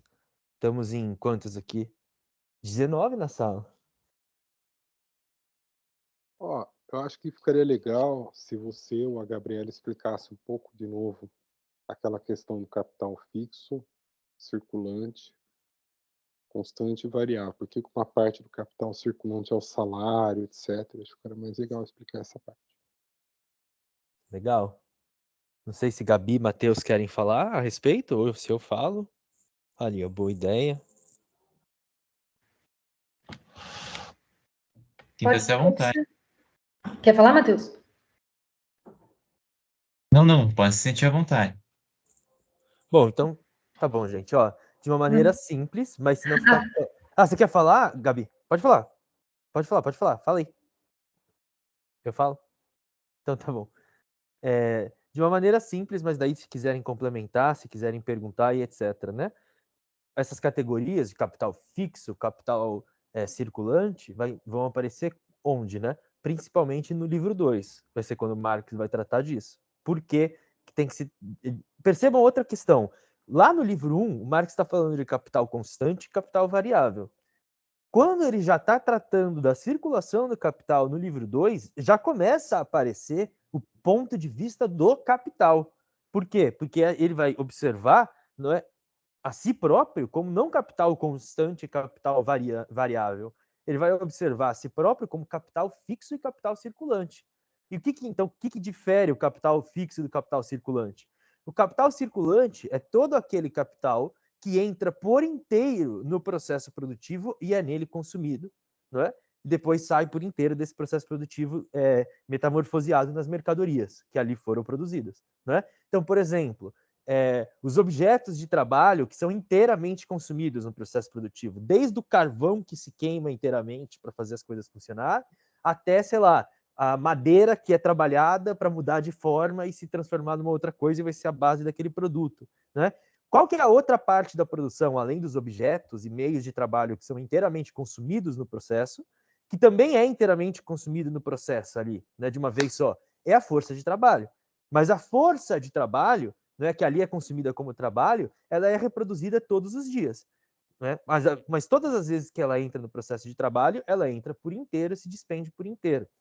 Por outro lado, o que é o capital fixo? É uma forma do capital que, apesar de entrar materialmente por inteiro no processo de trabalho, como Marx trata disso aqui nesse capítulo do livro 3, né, capítulo 1 do livro 3, o seu valor não é inteiramente passado para o produto final em apenas uma rotação, digamos assim, em apenas um processo produtivo. Ele é aos poucos depreciado e transferido ao longo de vários processos produtivos. Então, nesse exemplo que o Marx está dando, aqueles 400 de capital constante, né, que ele está falando e etc., o que ele está mostrando? Que tem uma parte que advém de máquinas, equipamentos e etc., que são aos poucos depreciados e que tem o valor de 1.200 libras. Só que em cada processo produtivo, você deprecia só 20.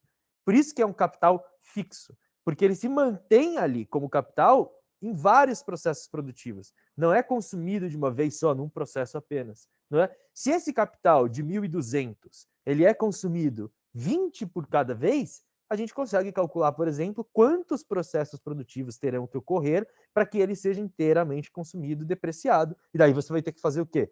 Trocar a máquina, o equipamento, ou o que quer que seja que você utilizasse. Né? Então, nessa contabilidade que o Marx está fazendo, outra coisa que talvez seja importante colocar é aquela distinção que ele faz no seguinte: o preço de custo diz respeito sempre ao capital circulante. Quando você calcula o preço de custo, você está calculando aquilo que realmente entrou no processo produtivo e foi consumido em termos de valor. Por outro lado, o capital vai calcular o seu lucro não sobre o preço de custo apenas da mercadoria, mas sobre a totalidade do capital que ele despendeu. Então, no exemplo que a gente está tendo aqui no livro, não é? Eu não lembro, acho que é 1.680, mas vamos dizer que fosse 1.600, não é? O capital despendido total. E o preço de custo era 500, não é? Com mais-valia de 100, ou lucro de 100, não é? Como que ele vai calcular a sua taxa de lucro? É isso que o Marx está mostrando. Ele vai calcular a taxa de lucro não sobre os 500, mas sobre os 1.600. Porém, o preço de custo da mercadoria está sempre referenciado apenas no capital circulante, que foi inteiramente despendido no processo de produção. Né? Então, fiz aqui uma explicação grande, mas, para resumir, capital circulante é sempre inteiramente despendido em cada ciclo produtivo. Uma parte dele é capital constante, que vai ser inteiramente consumido, e uma parte dele é capital variável. O capital variável é sempre circulante. Uma outra parte do capital despendido na produção vai na forma de capital fixo. Ele não é inteiramente consumido. Um exemplo muito claro são os prédios, por exemplo. Né? Os prédios ficam ali por muitos e muitos e muitos e muitos anos, sendo de alguma maneira depreciados e etc. Mas as máquinas também são ótimos exemplos disso. Elas são aos poucos transferidas para os produtos finais, né? Os seus valores, e recuperadas pelos capitalistas ao longo de um prazo maior. Então, não sei, seria essa a minha explicação. Se tiver alguma dúvida, alguma questão, pode colocar, se alguém quiser também complementar. É isso que eu teria a dizer. Eu acho que é interessante também, Yuri, eu achei perfeito a tua análise aí, é isso, né? Bem completinho. Só eu queria colocar que eu acho que é fácil, mais fácil assim, quando a gente pensa no objetivo dessas divisões, né? Desses conceitos. No livro 1, quando o Marx está falando de capital constante e de capital variável, ele está preocupado em explicar como o processo de produção gera mais valor. Então, ele vai separar o trabalho das outras coisas.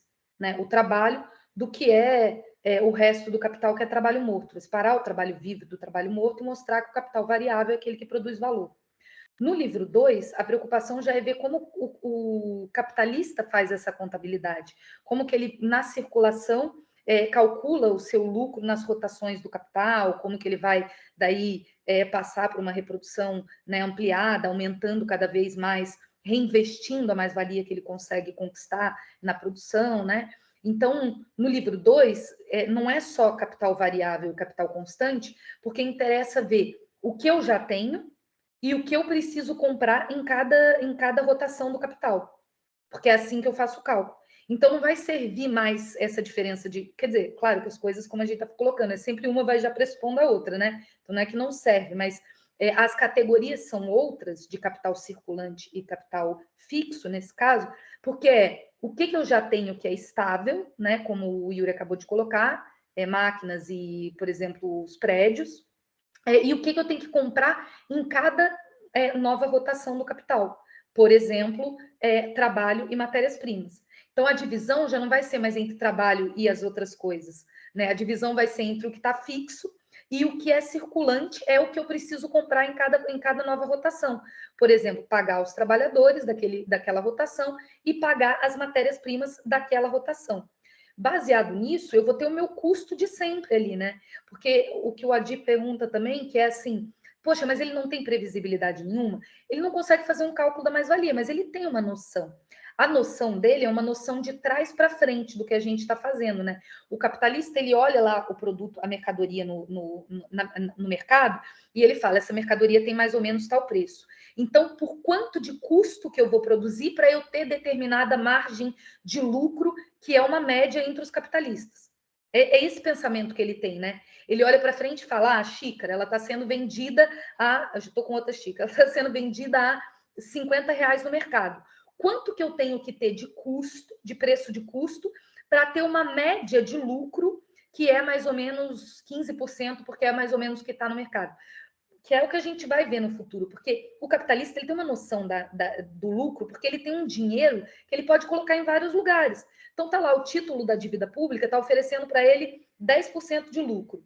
O CDI do banco está oferecendo não sei quanto. Se ele emprestar esse dinheiro para a mãe dele, dá não sei quanto.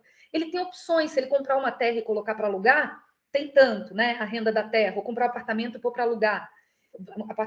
Vários apartamentos, né? Então, ele tem opções para fazer com esse dinheiro. Quando ele vai escolher o capital produtivo, ele vai colocar ali pensando que ele tem que ter uma margem de lucro que seja, no mínimo, a média do que está dando em outros lugares. Porque senão ele vai com o capital para outros lugares, né? Não vai ser trouxa. Então, para que ele vai fazer um investimento, né, da fabricação dessa xícara, se ele vê que ela pode ser vendida lá R$60 no mercado, mas ele vai custar 50 para ele fazer, ele vai ficar só com 10. Pô, mas aí a cada 60 que ele coloca, ele ficar só com 10, talvez não valha a pena, porque se ele comprar a título da dívida pública, dá mais dinheiro. Então, ele tem uma noção da média dessa... Isso que a gente vai ver, que é a equalização da taxa de lucro pela concorrência, porque os capitais estão correndo um atrás das taxas de lucro. O capitalismo ele não está preocupado com... Os capitalistas não estão preocupados na produção de determinado valor de uso, eles estão preocupados com a taxa de lucro. Eles correm atrás da maior taxa de lucro. Então, se ele tem uma média de lucro ali melhor, ele corre para lá. Se é aqui, ele corre para cá. Então, quando ele vai definir se é viável ou não a produção de uma mercadoria, né, um determinado valor de uso, ele vai ver, puxa, aqui produzindo isso, se eu vendo com preço de produção tal no mercado, com uma média, respeitando a média geral de lucro, quanto que tem que ser o meu custo? O meu custo tem que ser R$20 para valer a pena fazer essa xícara. Senão vale a pena eu ir para outro lugar. Então, por isso que, na verdade, a corrida dos capitais é uma corrida para reduzir o custo, né? E eles vão reduzir o custo barateando o trabalho, né, de todas as formas de precarização do trabalho, e tentando comprar matérias-primas mais baratas, tentando economizar no negócio, colocando uma maquinaria que é mais produtiva, porque se o custo, né, o Marx colocou aqui nesse capítulo, né, o preço das mercadorias ali é composto, as mercadorias são compostas pelo custo e pela mais-valia. Quer dizer, custo e mais-valia. Se eu consigo... O preço dessa mercadoria no final, ela é medida pelo mercado, porque ele não pode fazer um preço gigante e colocar no mercado que não vai vender. não realiza a mercadoria. Então, esse preço final do mercado está mais ou menos definido pela concorrência. O que ele vai fazer aqui do outro lado do parênteses, né? Custo mais valia igual mercadoria, né? O preço dessa mercadoria, vamos colocar aqui o preço de produção dessa mercadoria, né? Então, ele vai ter para mexer nessas duas coisas aqui, mais-valia e custo. Né? Ou ele aumenta a mais-valia por possibilidade de aumentar a taxa de mais-valia mesmo, né? De aumentar a intensificação do trabalho, por exemplo, né? Ou ele reduz o custo também, né? Que é pagar menos o capital variável e economizar, né? Aumentar a produtividade desse capital fixo. Então, acho que o objetivo do negócio do porquê que o Marx divide lá no livro 1 em capital variável e capital constante, e já no livro 2 em capital circulante e capital fixo, porque aí o capitalista já quer saber né, essa conta é exatamente a conta que o capitalista faz, né? Eu tenho aquele capital inicial, eu vou desgastando a máquina, vou fazendo um fundo de reserva para desgastar, para repagar a máquina, né? Que o livro 2 coloca, e eu tenho que ter sempre um custo tal para que eu tenha uma média de mais-valia tal. Só que aqui o que esse capítulo está dizendo é que essa média de lucro aí, que aparece como lucro, se dá pelo mais-valor, pela mais-valia. E isso que fica escondido desse processo, né? Porque parece que ele é o cara esperto que consegue gerir ali os fatores de produção, como o Matheus colocou, né? Cada fator de produção teria sua respectiva porção no negócio, né? Numa teoria, né, que ignora a mais-valia, que é a teoria burguesa. E o lucro gerado vem de tudo, né? Isso que o Marx está enfrentando. Mas aí, para ele fazer a conta dele, não pode trabalhar com capital constante e capital variável. Tem que trabalhar com capital circulante e capital fixo. Então, o capital circulante é capital variável e capital constante. O capital fixo é sempre só capital constante.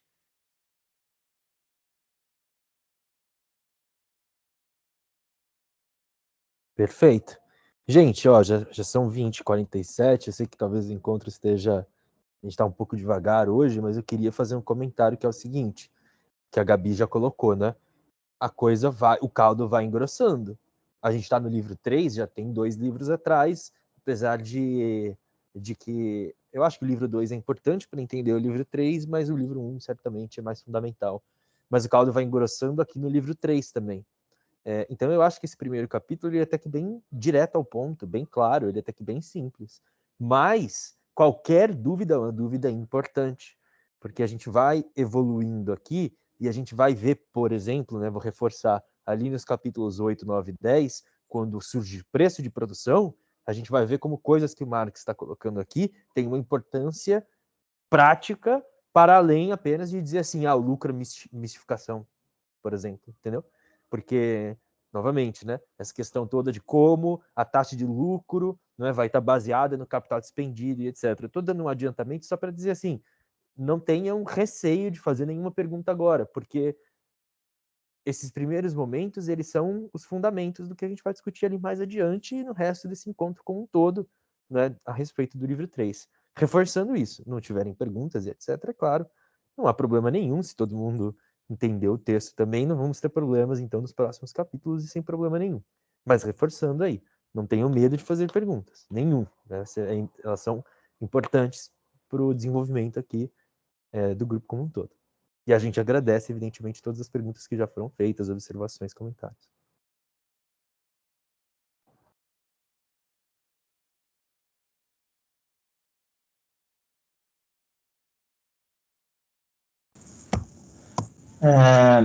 Eu tenho uma questão, entrei atrasado aqui, tô meio de paraquedas, mas eu fiquei na dúvida aqui.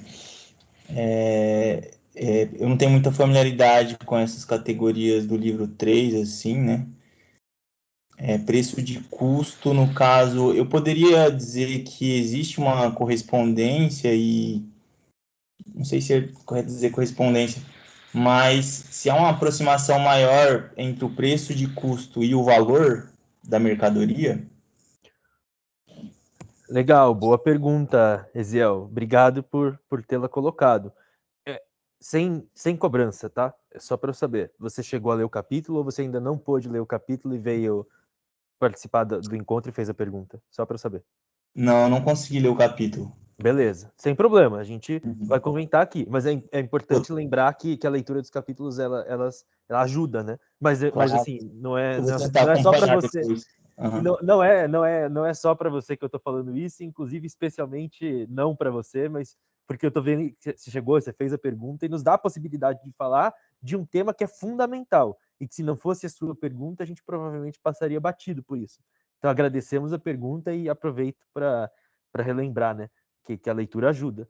Mas a pergunta que você fez, recuperando aqui, se o preço a relação, digamos assim, entre o preço de custo da mercadoria e o valor da mercadoria, né? E é uma coisa muito importante, por quê? Porque dentro dessa história do que é o lucro e do lucro como mistificação, essa é uma distinção fundamental que o Marx está fazendo, não é? Porque enquanto lucro, enquanto tal, na sua essência, como mais valor, não é? Faz parte do próprio valor da mercadoria, não é?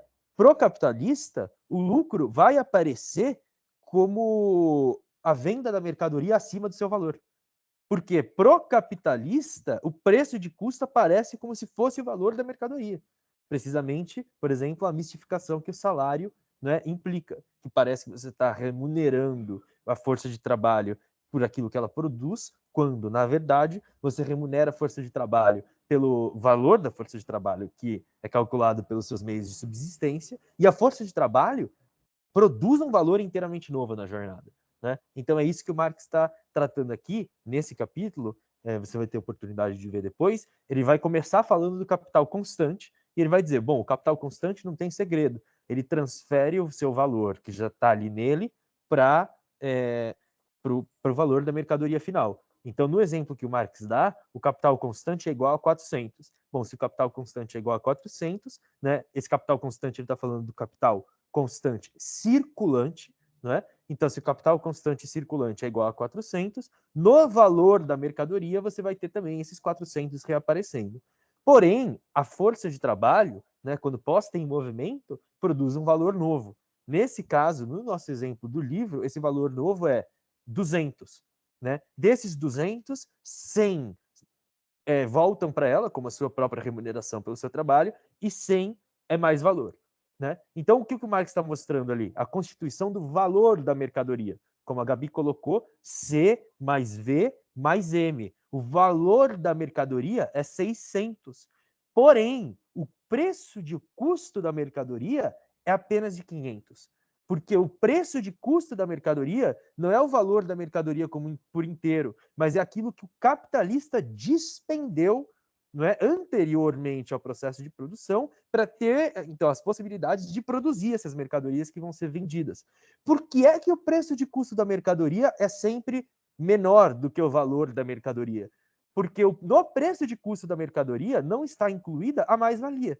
Por quê? Porque a mais-valia é trabalho não pago. Não pago por quem? Pelo capitalista.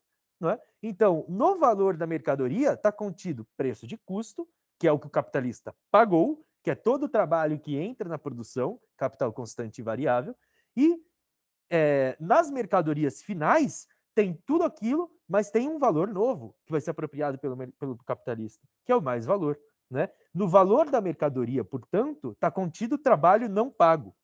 No preço de custo da mercadoria, é apenas aquilo que o capitalista adiantou para a produção dessa mercadoria. Estou falando das coisas por várias maneiras diferentes, mas é essa a questão. Né? O preço de custo é o que o capitalista gastou anterior ao processo de produção. Ao final do processo de produção, ele tem mercadorias que repõem aquilo que ele gastou e ainda dão a ele um a mais, que é o mais valor, que é o trabalho não pago que ele extraiu dos trabalhadores naquele processo de produção. Né? Então, essa é a questão que o Marx está tratando aí. No capítulo, acho que ele trata disso com algum cuidado, e depois, quando você vê lá, vai ficar mais claro. Mas ótima pergunta, essa distinção é importantíssima. Se não tiver ficado clara, ou se ficou confuso, o que quer que seja, por favor, refaçam a pergunta. Ela é uma distinção muito importante. Acho que muito boa a sua explicação, Yuri. Então, no caso, o preço de custo ele é um valor antecipado que o capitalista utilizou para produzir a mercadoria, né? E aí um valor excedente a esse preço de custo é gerado pela força de trabalho, né? Como a fonte do lucro, Perfeito. no caso, né? Perfeito. E aí, talvez por não ter essa familiaridade também, eu queria saber, porque me parece muito as questões elementares do livro 1, esse tratamento, né? E qual que é a diferença, se há uma diferença, algum novo elemento importante, assim, nesse tratamento agora, do livro 3, que diferencia do livro 1? Legal. No livro 1, o Marx está tentando mostrar o processo de produção do capital. Então, ali, por exemplo, ele vai mostrar claramente como esse a mais, né, do capitalista advém do trabalhador, do processo de trabalho, etc., que é explorado ali, né? Como a sua força de trabalho é consumida por mais tempo do que aquele no qual ela se reproduz a si mesma. Beleza? Então, no livro 1, ele está mostrando esse processo. Aqui no livro 3, ele está querendo entender como é que o processo vai aparecer para a sociedade como um todo e para o capitalista, né, do ponto de vista do capitalista. Então, por exemplo, aqui, nesse capítulo, em que ele vai tratar justamente, não é, do preço de custo e do lucro, não é, apesar do lucro ter como fundamento o mais valor, e por enquanto eles são inclusive numericamente iguais, o lucro não é apenas o mais valor, não é? Ele é esse a mais que emerge do capital que é despendido. Então, é um ponto de vista, é um momento dessa realidade diferente daquele lá do livro 1.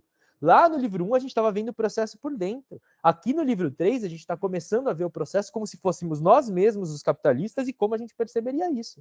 Porque se eu sou um capitalista, eu pego 100, eu compro força de trabalho, eu compro o que quer que seja para ela produzir, depois eu vendo aquilo por 150, do meu ponto de vista, o que eu fiz? Peguei 100 de capital e vendi por 150 e surgiu um lucro da circulação. Não é? Esse é o meu ponto de vista. Por isso que o Marx vai mostrar nesse capítulo, depois você vai ter a oportunidade de ver, que o lucro é essa forma mistificada, ele vai dizer. Né? Aparece como se fosse algo que emergisse do próprio capital. Né? Esse primeiro momento, eu quero refazer essa afirmação, essa observação, porque ela é importante. Nesse primeiro momento da leitura do livro 3, parece que, nossa, que simples, né? E é simples mesmo. Mas quando a gente chegar ali na frente, no cálculo dos preços de produção, a gente vai ver a mudança integral, qualitativa, que isso representa, né? Na análise, nisso que a gente vai estar analisando aqui para frente. Por enquanto é bem simples, é só isso mesmo, né? O lucro, ele é mais-valia substancialmente, mas ele é a mais-valia conforme ela aparece para o capitalista, né? Ele é esse a mais que o capital pensa que é a sua remuneração, né? Remuneração por ser capital e por ter posto em movimento um processo produtivo. Por enquanto é só isso mesmo, mas aí a gente vai continuando aqui perseguindo Marx e as determinações que ele vai colocando aí nas questões. Eu acho que vale pensar também que o preço de custo não pode ser igual ao valor da mercadoria, porque o custo é custo, senão o capitalista não ganharia nada. Né? O custo é o que ele gastou para fazer aquele processo. Não tem nada. A única diferença que o Marx vai explicar aqui é que não é o que ele gastou no total desde o começo, é o que ele gastou naquele processo produtivo, naquele ciclo do capital. É só essa diferença em relação ao custo, né? Poderia chamar de custo só. Então, se for igual ao valor, não sobra nada de mais-valia, né? Tem que ter a diferença, tem que ser o valor da mercadoria, tem que ser o custo mais a mais-valia. Me veio à cabeça aqui você falando. Desculpa, aqui na descrição tá Caramuru, mas qual que é o seu nome mesmo? Pode falar Caramuru mesmo, é meu sobrenome. Ah, tá. Então, me veio na cabeça, não sei se isso está no Capital, preço de produção, se o Marx trabalha com esse conceito em algum momento, mas talvez esse conceito teria distinção em relação a preço de custo e isso teria uma relação com o valor, no caso, o valor, uma aproximação mais íntima, assim? Sim, isso é um dos capítulos aqui do livro 3, acho que é o 8 ou 9, são os preços de produção, que a gente vai ver nessa distribuição que a mais-valia vai fazer, né? Conforme o capital investido. E aí vai ter a ver com valor também, a gente vai rever todas essas coisas, mas é diferente. O preço de custo é o custo da mercadoria, o preço de produção é como essa mercadoria vai aparecer no mercado, né? Com o preço de mercado também, depois que a gente vai ver. Perfeito. Obrigado. Muito esclarecedoras aí as respostas.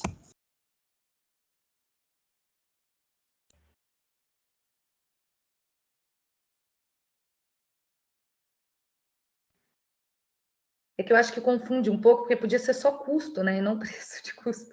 E aí o preço de produção, né? Mas não sei se tem algum motivo para isso.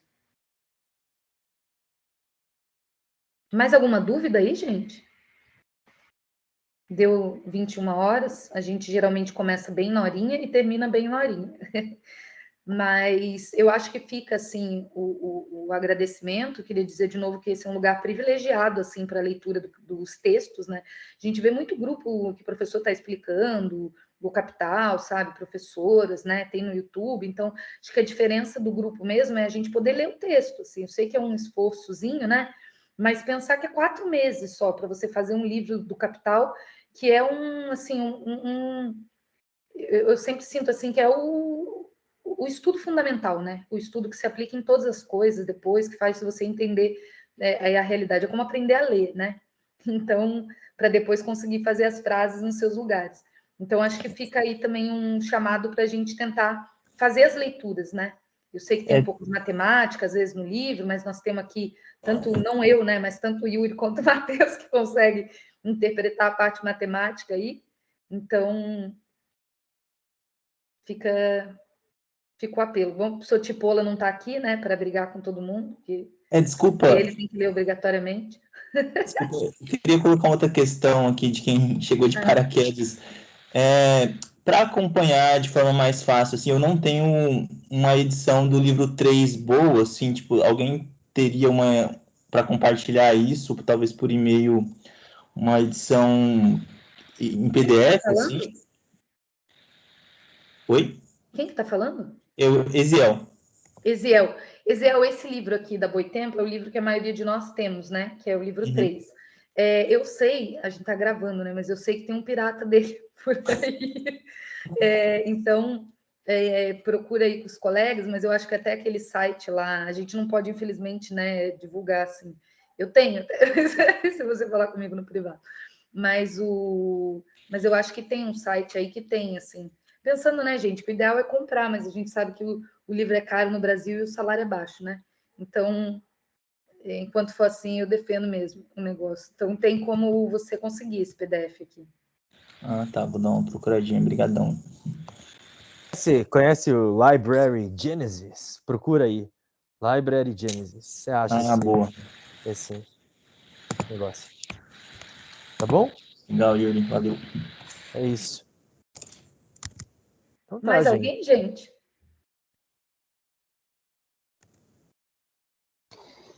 Vocês podem enviar por e-mail essa gravação, porque eu sinto que vou precisar ouvir alguns conceitos de novo. A professora Dayana, May, né? Posso te chamar, Vitor? Professor Geraldo Pode. May, a gravação, a gente tem um canal do YouTube, que ainda é assim, não é o cúmulo da organização, mas os nossos vídeos são colocados lá. Então, só escrever Leituras do Capital mesmo, as gravações são colocadas lá pela professora Daiane. E a gente tem também, gente, o site do Leituras do Capital, que eu acho que posso colocar aqui. Ela caiu. Mas tem no YouTube, tem o site do Leituras do Capital. Você tem aí fácil, Matheus? Para colocar no chat? Mas a gente pode também pedir para a Dai talvez mandar por e-mail, né? Talvez fique mais fácil. Ela dispara por e-mail, se for o caso. Não sei se vocês já não receberam, mas acho que o Matheus vai mandar aqui no chat. Vocês têm algum aviso final? Eu acho que não, né? Então é isso. Só de deslogar no vermelhinho, né? Que ela falou no início. Isso. Então é verdade. Lembrem-se de se deslogarem. Eu queria esperar a Gabi para... Não, eu voltei já. Eu fui voltou? colocar no Leituras do Capital e desliguei meu negócio. Pronto. Então é isso. Mas acho que alguém coloca ali o site, porque no site tem os tem uma videoteca, May. Isso. Não sei se vocês falaram isso, mas tem uma videoteca ali com os videozinhos gravados pelo professor Tipola sobre cada capítulo. Já Então, você sim. pode ver por lá também. O Matheus compartilhou ali o YouTube e o site. Perfeito. Acho que é isso, né, gente? Tá certo. Obrigado Boa noite pela aí. presença. Ah, Obrigada. só para falar. Então, a aula que vem é capítulo 2, certo? Daqui 15 dias, nos encontramos lá. Todas as dúvidas podem perguntar, tragam as dúvidas, é assim que a gente vai para frente. E obrigado pela presença de todo mundo. Estaremos juntos aí no próximo encontro. Obrigado, professora Gabriela, pela apresentação, pela exposição no começo da aula, presença de todo mundo, e obrigado, boa noite. Tchau, Boa tchau, noite. gente. Boa noite. Obrigada a Boa noite. vocês. Boa noite, pessoal. Tchau, tchau.